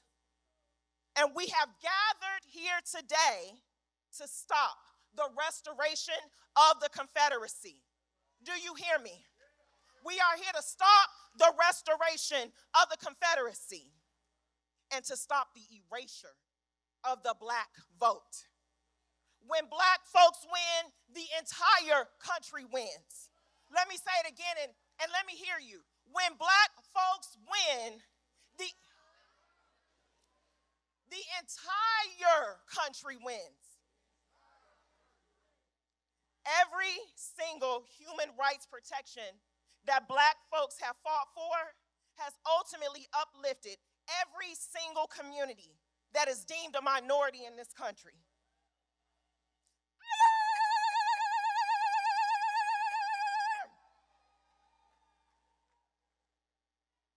But we are part of the global majority. Remember that. We are part of the global majority.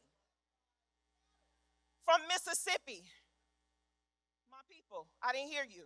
From Mississippi, let me hear you. From Alabama, from Tennessee, from Georgia, from Palestine, from the Congo, to Sudan, to Haiti. The power of the black vote is real. It is a human right. Voting rights are a human right. Say it with me. Voting rights are a human right. Voting rights are a human right. Voting rights are a human right. Free the land.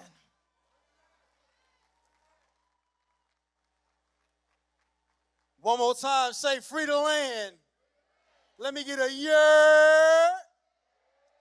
Check it out, man. Look at all these young people. Don't they look good up here? Give it up for them one more time. Say, you are the future. Say, we trust y'all. And we love y'all. Up next, man, we got Abella La Femme Society, Lakers Smith. Give it up, give it up. Mississippi, goddamn. Louisiana is in the building.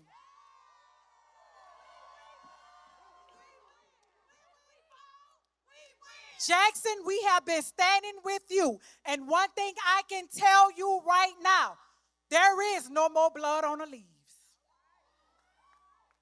We are taking our power back. Last week was an election cycle for the state of Louisiana, and we said no on all 5 racist amendments.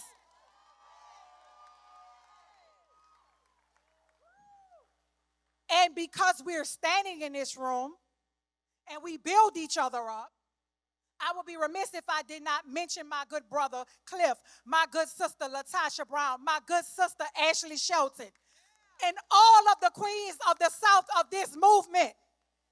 Because when we build power together, we make changes for our future, for our kids. Louisiana stands with Mississippi. We stand with the South. We not going back.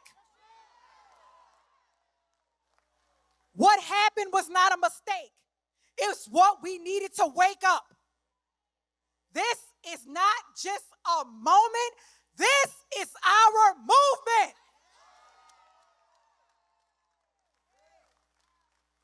My mama named Fanny, and Fanny said she was tired of being sick and tired. Guess what? I'm a daughter of New Orleans, 3rd generation. And when I said with my chest, we are not afraid. We are better together. Jackson, what we doing in the state of Louisiana, what we are seeing happening, overturning, and all of the political violence that is happening in the South, we needed this moment so we can stand together. Jackson, Louisiana, love you. Thank you so much. When we fight, give it up. Back to the youth. Everybody say back to the youth. We're going to go in this order. Johnny Crenshaw, Xavier Wright, and Osney Wilson. Let's go. Is a Johnny present? Hello, everyone. How are you doing today? That's great. My name is Clarissa Coleman, and I'm a graduating senior of the Here at Sugalu Early College High School, and I just have a few words to say at this amazing movement. The name of the event today is called the Mississippi Day of Action, and there's one specific word that rings higher than every other word, and that is the word action. I want to preach this to the youth. An article from Tough Circle says approximately 30 to 33% of young people report having no intention in participating civically, while around 50% are disconnected from in-person community activities, which directly limits their political involvement. Now, this is important because so many people don't have the ability to do or participate civically, but this event today proves otherwise, and that is why moments like this matter. They matter because the results of what's done civically affect us not just civically, but mentally, physically, and emotionally, and it's time we do something about it. But we can't do anything about it without looking back on our history. We keep mentioning the names of people like Martin Luther King, Malcolm X, the Freedom Riders, the Black Panther Party, because these are the people that crawled so we could walk. These are the people that walked so we could run. These are the people that ran so we can fly, and they're the people that fly so we can soar. We as people, no matter if you're black or white, any type of person, we weren't just given the right to convene like this. We had to earn it. So I want to leave every single person with something today. Create more events like this. Create flyers. Go out into your community. If you can talk to one person, that's one person who can become more civically engaged. And now remember, do whatever. Be wherever and join whoever to turn convening into action and action into change. One more time. Everybody say, do whatever. Be wherever and join whoever to turn convenings like this into action, but action into change. Real quick, I got a lost and found. Whoever is looking for a Nikon camera, or they lost a Nikon camera. Last was at the rally. If you're looking for a Nikon camera, somebody lost a Nikon camera. But up next, Xavier and Wright. Is that it? Ms. Wilson. Shooky now. I think we done started some mess. What's going on, Mississippi? Oh, y'all too comfortable. I said stand up, Mississippi. Is this a rally or a conference? Stand up, Mississippi. Stand up. Stand up, Mississippi. Get in the middle. Let's get it. Let me put my bullhorn down. They gave the wrong person a bullhorn. All right, I am Asni Kaita Welchland, the 94th SGA President-elect of Tougaloo College. And right here, we got some Tougaloo College students. Shout out Tougaloo. Yes, and Tougaloo is the illustrious, the historic, and resilient college. That same college that once was a plantation, but now educates Black and brown students. That same college was one who had Stokely Carmichael and Fannie Lou Hamer step on their campus and speak. The same college that produced students who conducted powerful sit-ins is the same college that I represent. And we came here to say, try it if you want to. Oh, okay. We have to understand that it is not just about our voting rights. It's about there being one power, one authority. But this is not a king's land. Let me hear it. This is not a king's land. We the people hold the power. We are in a position not just to push back on the attack of the voting rights. But since we got their attention, I'm calling for an end to all wars, to all genocides. I'm calling for Black liberation, free healthcare, a free America, a free Palestine, a free Sudan, a free Congo. Because international solidarity is the way to freedom. Say no AIPAC money. Oh, okay. My young people, channel in your ancestral DNA. use their energy and use your voice, use your power to fight back. They are trying to turn us around, and some might say they made us take a step back. But we are going to link arms. Can y'all link arms for me? Can y'all link arms for me? Get with your partner. Y'all got it? We are going to link arms and keep marching forward. Be bold, be loud, be strategic in your power. And I want y'all to say this with me. Ain't no power like the power of the people, because the power of the people don't. Ain't no power like the power of the people, because the power of the people don't. Ain't no power like the power of the people, because the power of the people don't. Ain't gonna let nobody turn us round. Come on, turn me round. Turn us round. Ain't gonna let nobody turn us round. We gonna keep on walking, keep on talking, marching up to freedom land. Thank you, Mississippi. Hey, give it up for Kaito one more time. Listen, that is a young firecracker right there, man. Check it out. This young man that I'm about to bring up, I refer to him as a walking history book, and you're about to find out in a few moments. This brother right here, if y'all would stand to your feet and make an eruption of an applause for the good brother representing one voice, Mr. Frank Figures. Yes, Lord.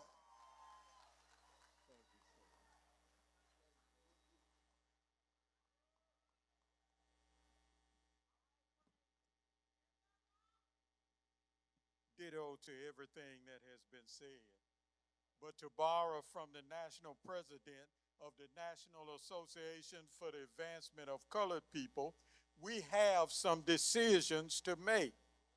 Will this become a movement, a struggle of us against us, or will it continue to be a movement, a struggle against the systems and structures that prevent humans from being all that God intended us to be? When we choose to struggle against systems and structures that prevent us from becoming all that God intended us to be, we need the right information. We need a quality, fact-based education. From 1875 to 1940, the majority of the people of Mississippi were prevented from voting because of violence, intimidation, legal and judicial restraints. The Constitution of 1890, which we still operate under, the state operates under that Constitution today. Poll taxes, subjective literacy tests, and underfunded public education system. From 1940 to July 1965, the struggle against systems and structures continued. In August of 1965, the Voting Rights Act became law. In January 1966, the Mississippi State Legislature met and redistricted the entire state of Mississippi on the municipal, the county, the state, and the federal level in such a way that even though you could vote, you still couldn't elect the person of your choice. It took 15 years and 9 trips to the United States Supreme Court to get where we are today. Mr. Charles Taylor, the executive director of the Mississippi State Conference, NAACP, is absolutely correct when he says things are happening now because we are winning. When we fight, we win. Today, the people of Mississippi are here because we are fighting back. We are fighting back against the systems and structures that prevent humans from being all that God has intended us to be. We struggle, we fight. Our movement is to make 2 Mississippis, 1 Mississippi, 2 countries, 1 country, 2 worlds, 1 world. In the words of Dr. Margaret Walker Alexander, a poet, a writer, an English professor, and a Bible teacher at Jackson State. From the close of her poem written in 1940 called For My People, she says, trying to fashion a world that will hold all of the people, all of the faces, all of the Adams and all of the Eves and all of their countless generation. Let a new earth rise.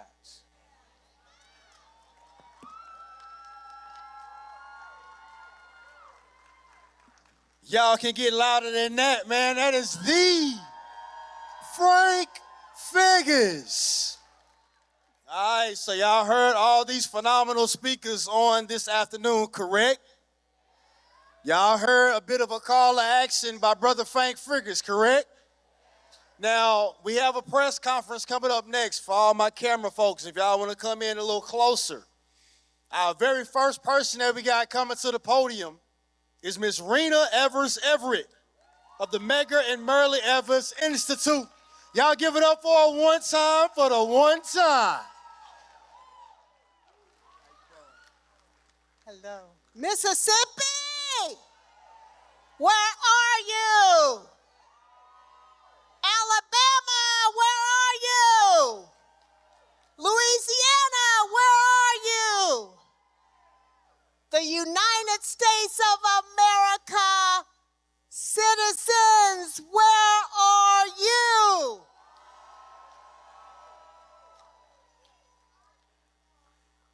Arkansas is in the house. And I tell you, one of my favorite people from Arkansas rocked the vote and rocked with Minnie Jean Trickey and with Elizabeth Eckford and all who walked through those halls at Central High. Let me just say, hey, family. It's so good to be with everybody. You know, this is truly a monumental day. Remember that, because it's going to change our lives. Because of what? Action? Because of the people that we remember who fought the fight for civil rights.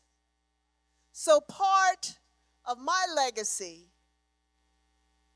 and I'm so happy to say that, and I'm so happy to be in this room on this soil that my father said he would never leave, and that's Medgar Evers.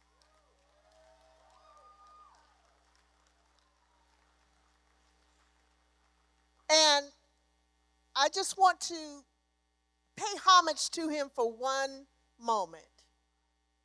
Today is May 20th. May 20th, 1963, Medgar Evers got on TV. He was the first Negro, black, to get on TV in Jackson, Mississippi, who was not an entertainer. But why did he get on TV? To talk about what rights were being trying to take away, but also what rights we have to fight for. Because the city and the mayor of Jackson said, basically, oh, they're all right. They called us the N-word, but they're all doing fine. We have no problems here in Mississippi, but we have problems in Mississippi. We have problems in the nation. So I just want to share this with you because it still rings true. The years of change is upon us. In the racial picture, things will never be once the way they once were. History has reached a turning point here and over the world. Understand, right now, history has reached a turning point again. Not just Jim Crow 2.0, it's freedom forever. So I just want to say to you today, boy, it sounded like my dad like that. Wow. You came out. Today, all of our voices have to be heard. We have to not only make sure we are properly registered, we have to take our neighbors, our family, our friends, our strangers to do the same thing. And then you need to always go to the polls, not for one election, but for all. Thank you for what you're doing.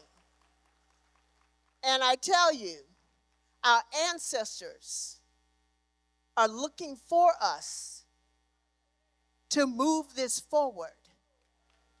And they are expecting us to turn it over generation by generation.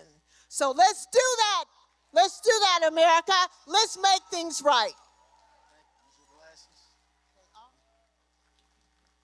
Give it up one more time for Ms. Rena Everett. Up next, we have Eddie Glaude, scholar, Princeton University. Give it up, give it up.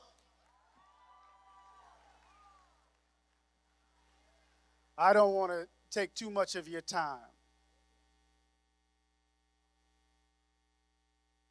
I wasn't born in the 1940s. I didn't come of age when Medgar Evers was risking his life.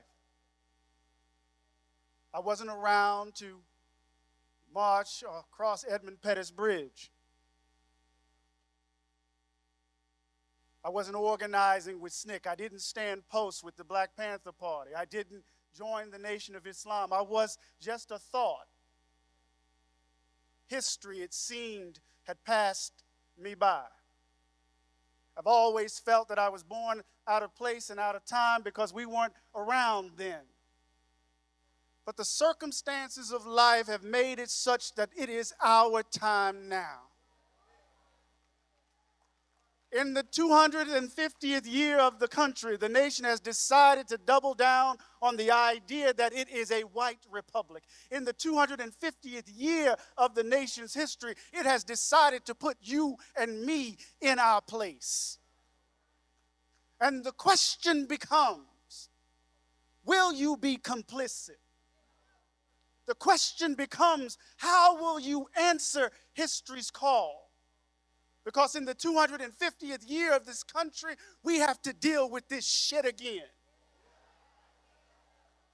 And I want to say to you as I step off this stage, bring all of your righteous anger, bring all of your energy, because we have to tell these people finally and once for all, this idea of America as belonging only to white people is dead from here and forevermore. And as I give the mic to my boy here, understand the power of Mississippi, the power of this state. Mississippi is a metaphor for America. It is such a beautiful country combined with unimaginable cruelty. That's America. Mississippi, the home of the blues, we have placed a blue note at the heart of the country. Bring the power of Mississippi to the fore, because these white folk have lost their damn minds if they don't understand who we are. Give it up for Brother Eddie. Gotta love that fireball energy, man. Check it out. We're going to keep the ball rolling. Up next, we got Scott Collum, District Attorney, District 16, state of Mississippi. God bless y'all. God bless you all. My name is Scott Cologne, and I'm honored to be here. And it's such an important moment because to be a Mississippian is to be deeply, deeply rooted in our history. Deeply rooted in our history. And our history has a lot of heroes. Heroes like Fannie Lou Hamer. Heroes like Medgar Evers. Heroes like Governor Winter.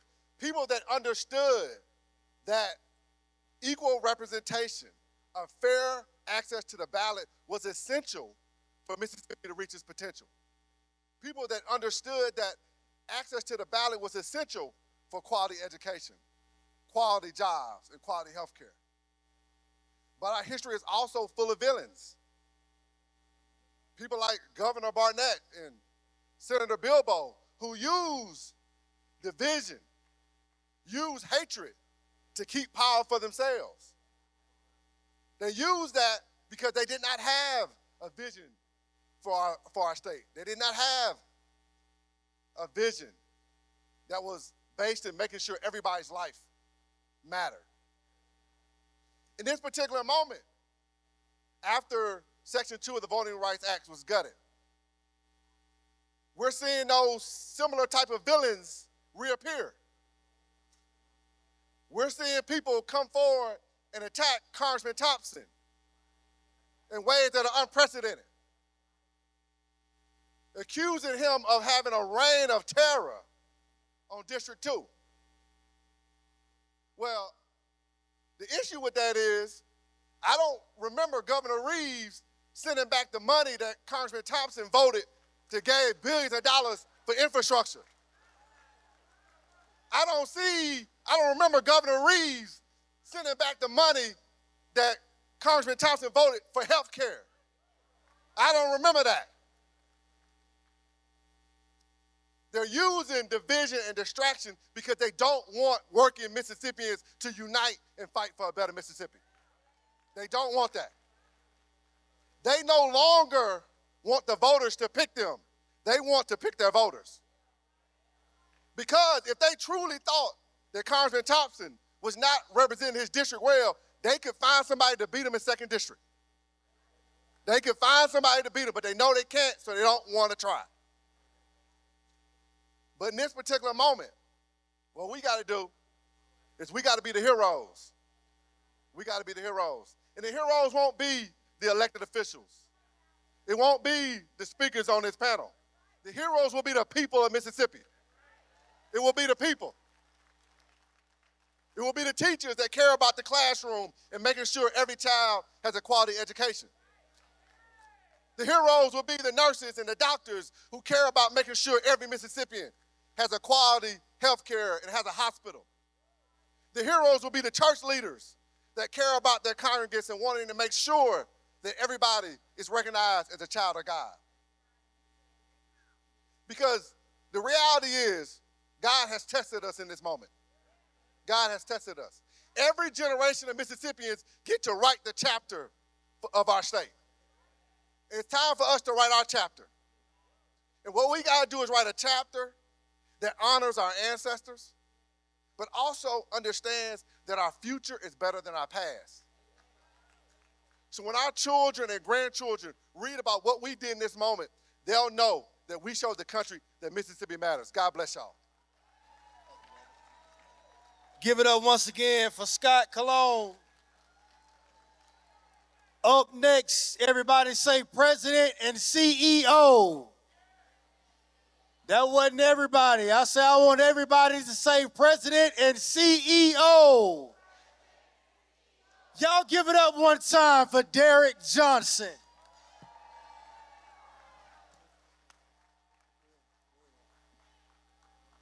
You know, I was given a definition of character.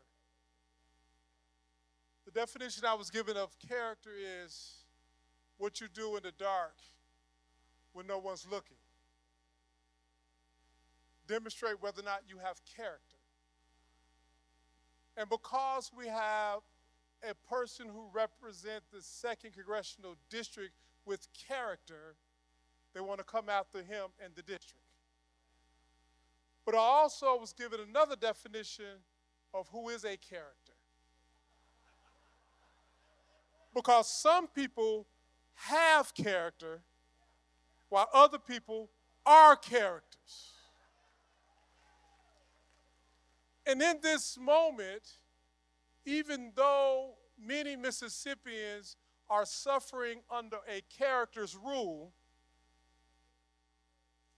our member of Congress with character still vote on the things that's important to all of us.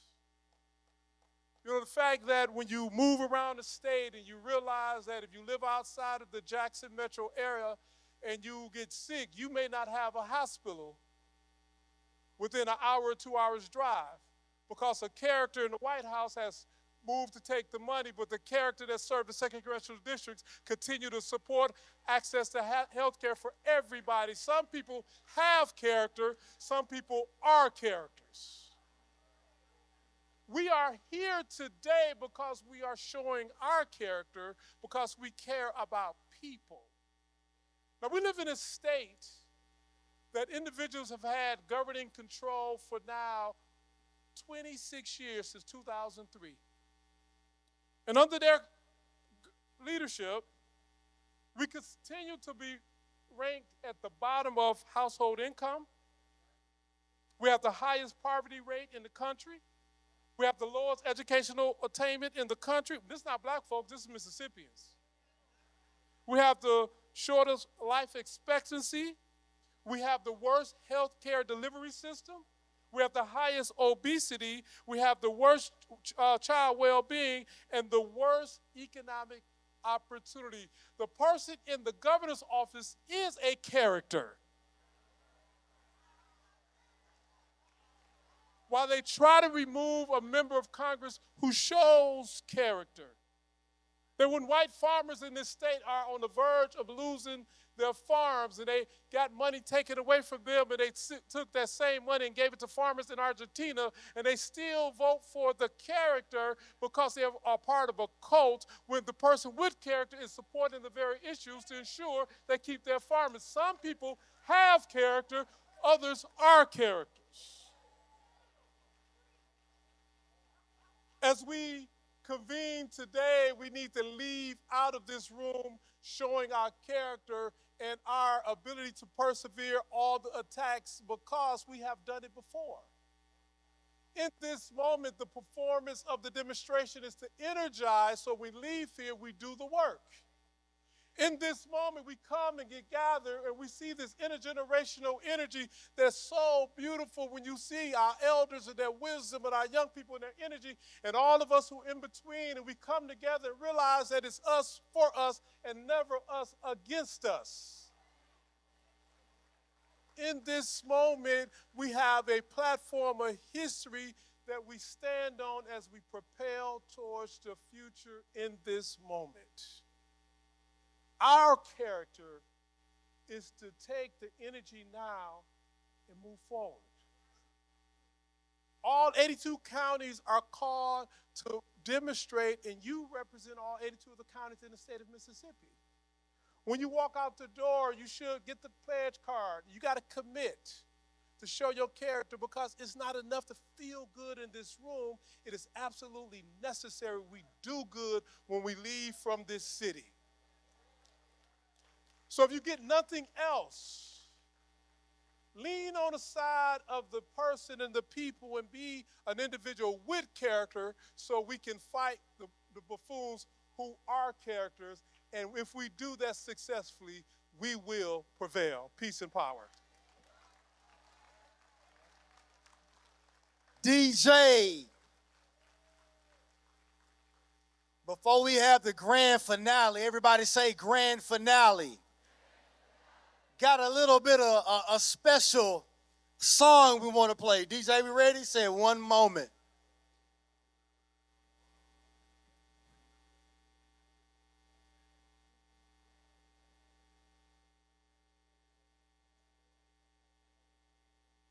So I'll give it up one more time for the president and CEO of the NAACP, Brother Derrick Johnson.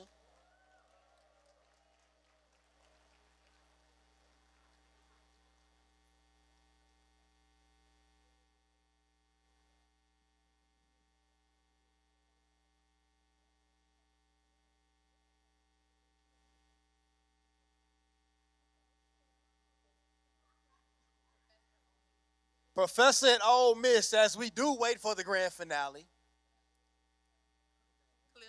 Cliff Johnson.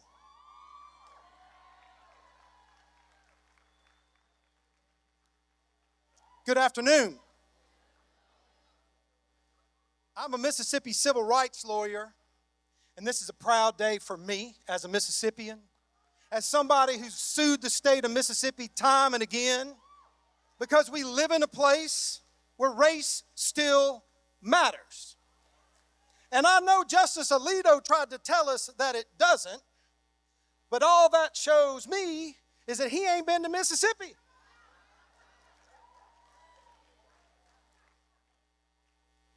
And let me say this, and you can tell me whether you agree. This is not only about black voters. This is about all of Mississippi, shoulder to shoulder, side by side, a shared history, and yes, it is an ugly one in many places.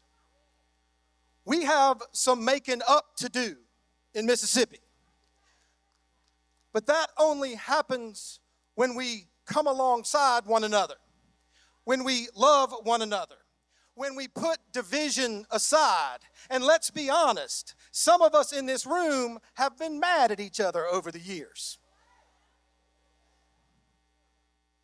I can think of 3 or 4 folks right now I've been mad at once or twice. But we're coming together around this. We will not go back 61 years. We will not erase the legacy of people who have been my heroes as a student of the civil rights movement. As a white man, 7 generations deep in the soil of this complicated state, who knows what it is to watch a people fight for what is right and just. And I don't know if I'm allowed to say it, but I'm going to say it. We've come too far to turn back now.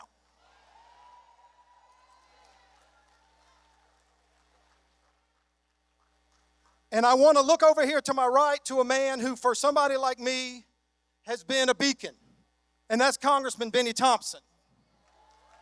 Time and again, he stood up, and they have come after him, y'all. And I'm in some rooms that some of y'all may not be in, and I hear what they say. And it's ugly. And I grew up in the church, and what I know is God don't like ugly. And this is ugly, and this is mean, and this is wrong. So as a student of the civil rights movement, as a civil rights professor, I will just say this: I'm here alongside you. We're going to do this together. And so many of us owe such a deep debt of gratitude to the man who's going to speak next, a hero of mine, a friend of mine, Congressman Benny Thompson. It's an honor just to be on the same stage. Thank y'all. Thank you. All right, now we're ready for the grand finale. Are y'all ready? Can y'all make some more noise? DJ, play that. Come on, man.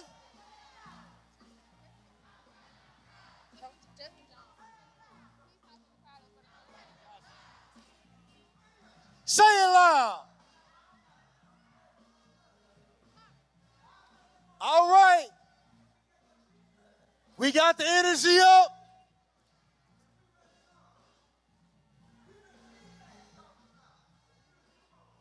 Up next, we got Congressman Benny Thompson. Thank you so much. How about this rally today? They didn't believe that we'd come to town in the rain. And all of a sudden, 5,000 plus came to town in the rain. But you know, this is just a down payment. It's gonna get better. And my colleague came all the way from Chicago, Illinois, to be with me. And we'll leave shortly to go back against and vote against you know who, because he's not right. And one of the reasons I know that is that's why you are here today. So more importantly, This has been a good rally. It put a lot of people in the room that historically had differences. But you know, sometimes you put those differences aside and work for the common good. And so what you've done here today tells me that there's hope in Mississippi, there's opportunity in Mississippi. With just a little fine tuning and planning, we can overcome. You know, sometimes you judge an individual by his enemies. And my enemies, you know, because they call me a terrorist. Now, you know, I've been called a lot of things in my lifetime, but I've never been called a terrorist. But I do understand what code words mean. And you know, they never said that the Klan was terrorist. They never said that the people who killed other folk because they were encouraging people to vote as terrorists. They never said people who burned churches were terrorists.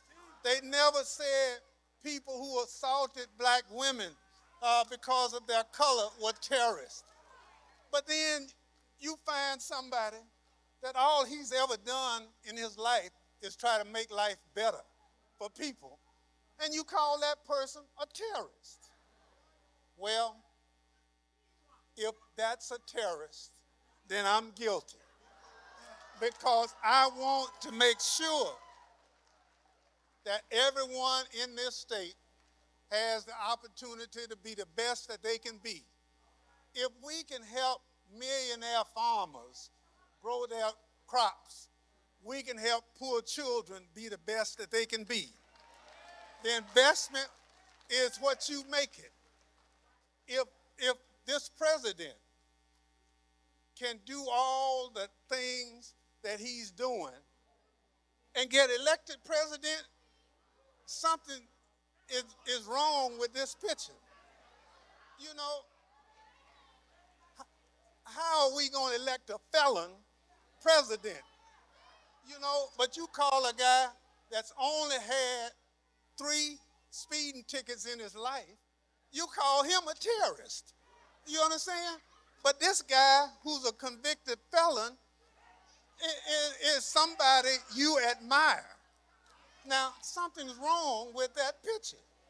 And so here we are today to say that, look, you might have a problem with people, but we don't.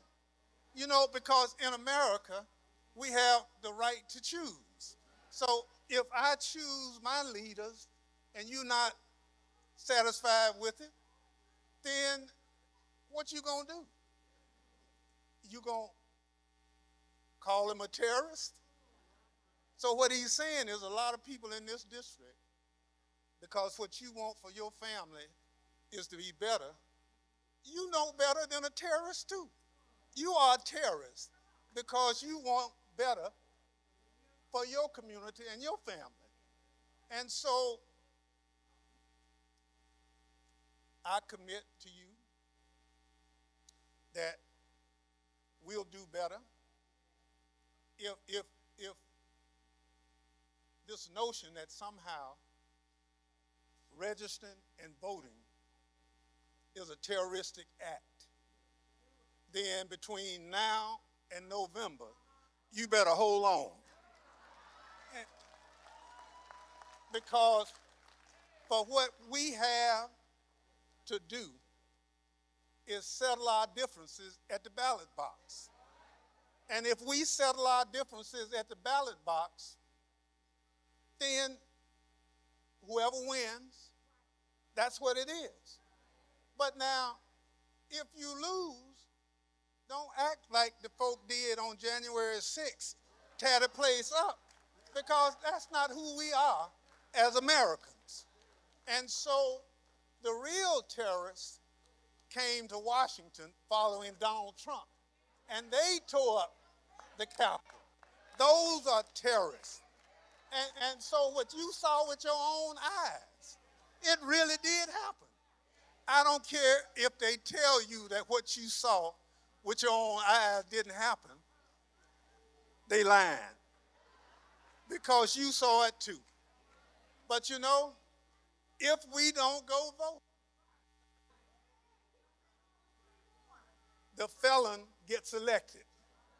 And so that felon now wants to reward all the people that broke into the Capitol.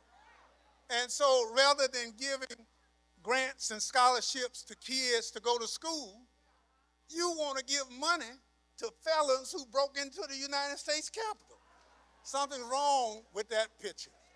So I'm here with you.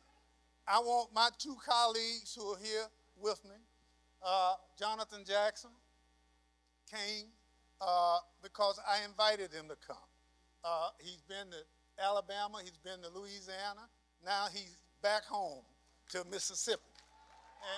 And so his being here says a lot. A lot of other people wanted to come, but he's been whispering in my ear, say, you know, this is Wednesday. You know, say, how you get this many folk together on a Wednesday? Well, when you start talking about people and talking about their ancestors and then saying all these kind of things, you get folk together. And so we now have the Baptists, we have the Methodists, we have the Episcopalians, the Muslims, we got the backsliders, we got everybody in the world here today. And so when we have that, I thank people getting us together. Because otherwise, I don't know what could have gotten us together. But I thank them for getting us together. Now our job is to work. So without further ado, I want to first introduce Congressman Jonathan Jackson from up south, Chicago, Illinois. Thank you, Congressman Thompson, affectionately, Uncle Benny. Let me tell you, ladies and gentlemen, you all make my heart so proud. I am ecstatic, so excited to be here today. This is going to go down in history on May 20th of 2026. The people in Alabama, the people in Louisiana, the people in Tennessee, and the people in Washington, D.C. know that you have gathered today. And for taking the time off, our ancestors are celebrating in heaven. Sometimes you have to put your principles first. Let us make sure that we continue to go forward and put our dignity before dollars. We've got a message. When I heard that the governor of this great state called my friend and colleague, the Honorable Chairman Benny Thompson, a terror of rain. Oh, I wish I could see the governor. And I know you've got a spy in here somewhere, but tell him I'm talking about him. And if he wants to come here, I want to see him. We're not going back. We're not scratching where we don't itch. Ain't no yes or boss, no backwards thinking. We're going forward. We can look him eye to eye and talk man to man. Now, if you call him a terror, you're calling me something. But let me tell him a little something about his history.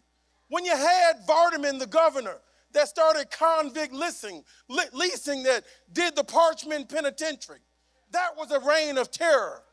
When you stole our land, the people that picked the cotton, then you stole our land, that's a reign of terror. When our soldiers went to war and came back home and could not get the GI Bill, that's a reign of terror. When you gave us a poll tax and then wouldn't let us vote, that's a reign of terror. When you send one of my friends' families from the Mosley Till family who's buried in Chicago, young Emmett Till, that's a reign of terror. After they confess to killing a child and you put nobody in jail, that's a reign of terror. Well, I came to be with you because you've stood on the right side. You've heard the statistics. Mississippi last.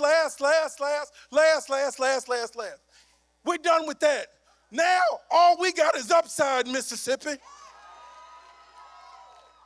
We start turning this around right now, right here, today.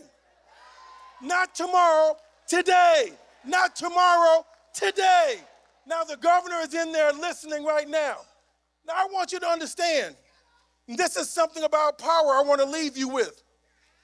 They have the opportunity to try to get health care for everyone, try to fix education for everyone, try to make sure that we have decent programs to help cultivate everyone's potential. But that, they don't have the speed. They don't have the alacrity, shall they say.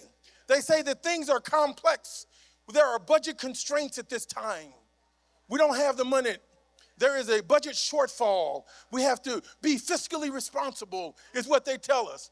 But lo and behold, when it comes to stealing some power, they woke up, stayed up all night, came from every corner across the state to try to take Congressman Benny Thompson. They didn't know that we were going to fight back. When my brother, Representative Pearson, when he brings truth to power in Nashville, just over the hill around yonder way, over the bayou, he's right up there. They strip him of all of his committees. Well, let me tell you, we have so much more today than we've ever had before. Reverend Martin Luther King, Medgar Evers did not have an iPad, did not have a cell phone, and they could organize, my God, with these phones and our connections, we're going to organize this whole state. I need one last thing from you. I've exceeded my time. Say 167. 167. We have 167 days until the midterm. I need you to look at your neighbor and say, neighbor, are you registered? And look to the other side. Are you registered? We're going to take this all across the state. We're going to register our people. We're going to come out and vote in numbers. We're going to turn this state blue. We're going to get Benny Thompson in there, and we're going to get the governor out of here. God bless you and love you. 167, 167, 167, 167. What are you going to do for freedom every day? 167, and tomorrow is what?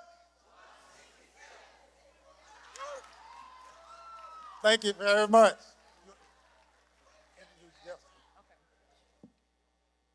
Now, come on up here with me, brother. We got coalition. That's what makes it so powerful, y'all. It didn't just start in Louisiana. We've been seeing this in Alabama. We've been seeing it in Mississippi, Florida, and also in Tennessee. And so we have our brother, Representative Justin Jones, who's journeyed here with us from Tennessee, who's going to close us out. And I'm going to ask our coalition party. Y'all give it up for the Mississippi Rapid Response Voting Rights Act Coalition. Give it up for our people. We're going to stand together because we can't do this work alone. We stand as a group of people who represent millions of Mississippians. Our labor is not in vain. Your effort is not for naught. This is the time. Power to the people. I don't know what the governor of Mississippi was talking about, a reign of terror, but what I see on this stage is a reign of righteousness. That we are rising up. The South's not going to rise again, but we're here to say that we're going to rise anew. We're going to build a new South, and if the governor wants to look at terror, I suggest he get off Twitter and look in the mirror. Because we know in Mississippi what terror looks like. It looks like Cheney, Goodman, and Schwerner. It looks like Medgar Evers. We know what terror looks like. It looks like crosses burned in your front yard. But what we see is a reign of righteousness rising up across the South. That this moment we must recommit ourselves to that legacy of liberation that says that we need a new Mississippi Freedom Summer in 2026. That we need to see the largest mobilization of black, brown, and poor white voters that we've seen in a generation. That we must let them know, as Fannie Lou Hamer said, we got to ask a question, a very simple question to this country as we celebrate 250 years. Is this America? Is this America where it's easier to get a gun than it is to vote? Is this America where black families are struggling to get their prescriptions and groceries while white insurrectionists get a $1.8 billion slush fund? Is this America? Is this America where we attack black representation and congressmen, 60 years spitting on the graves of our elders and martyrs? Is this America? I don't know about making America great again, but Miss Fannie Lou Hamer said we got to make America what it ought to be. She said, move on over, or we'll move on over you, because we're moving on. And it's this coalition on this stage that's going to transform Mississippi. And my sisters and brothers, if we can transform Mississippi, we can transform the South.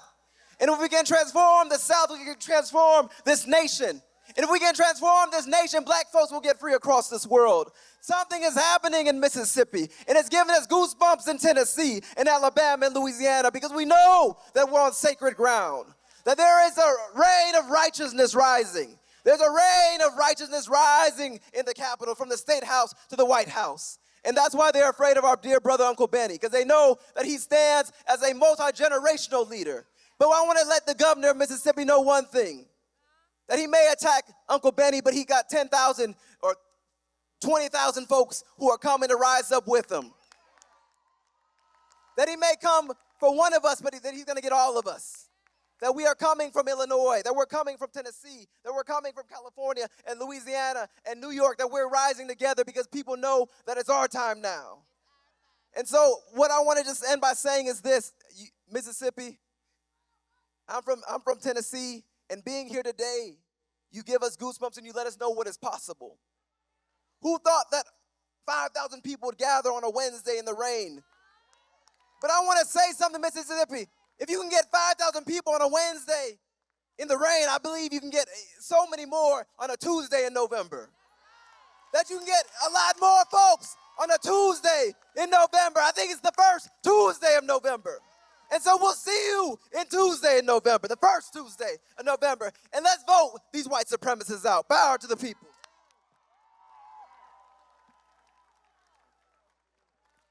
Hey, y'all, this ain't over. Say, this ain't over. This ain't over. The fight is now beginning. Thank y'all. Godspeed. Bless you. Bless you all so much. Thank you all for joining us. Our fight continues. Catch us tonight at Mount Hale Missionary Baptist Church for the strategy session. This ain't over, y'all.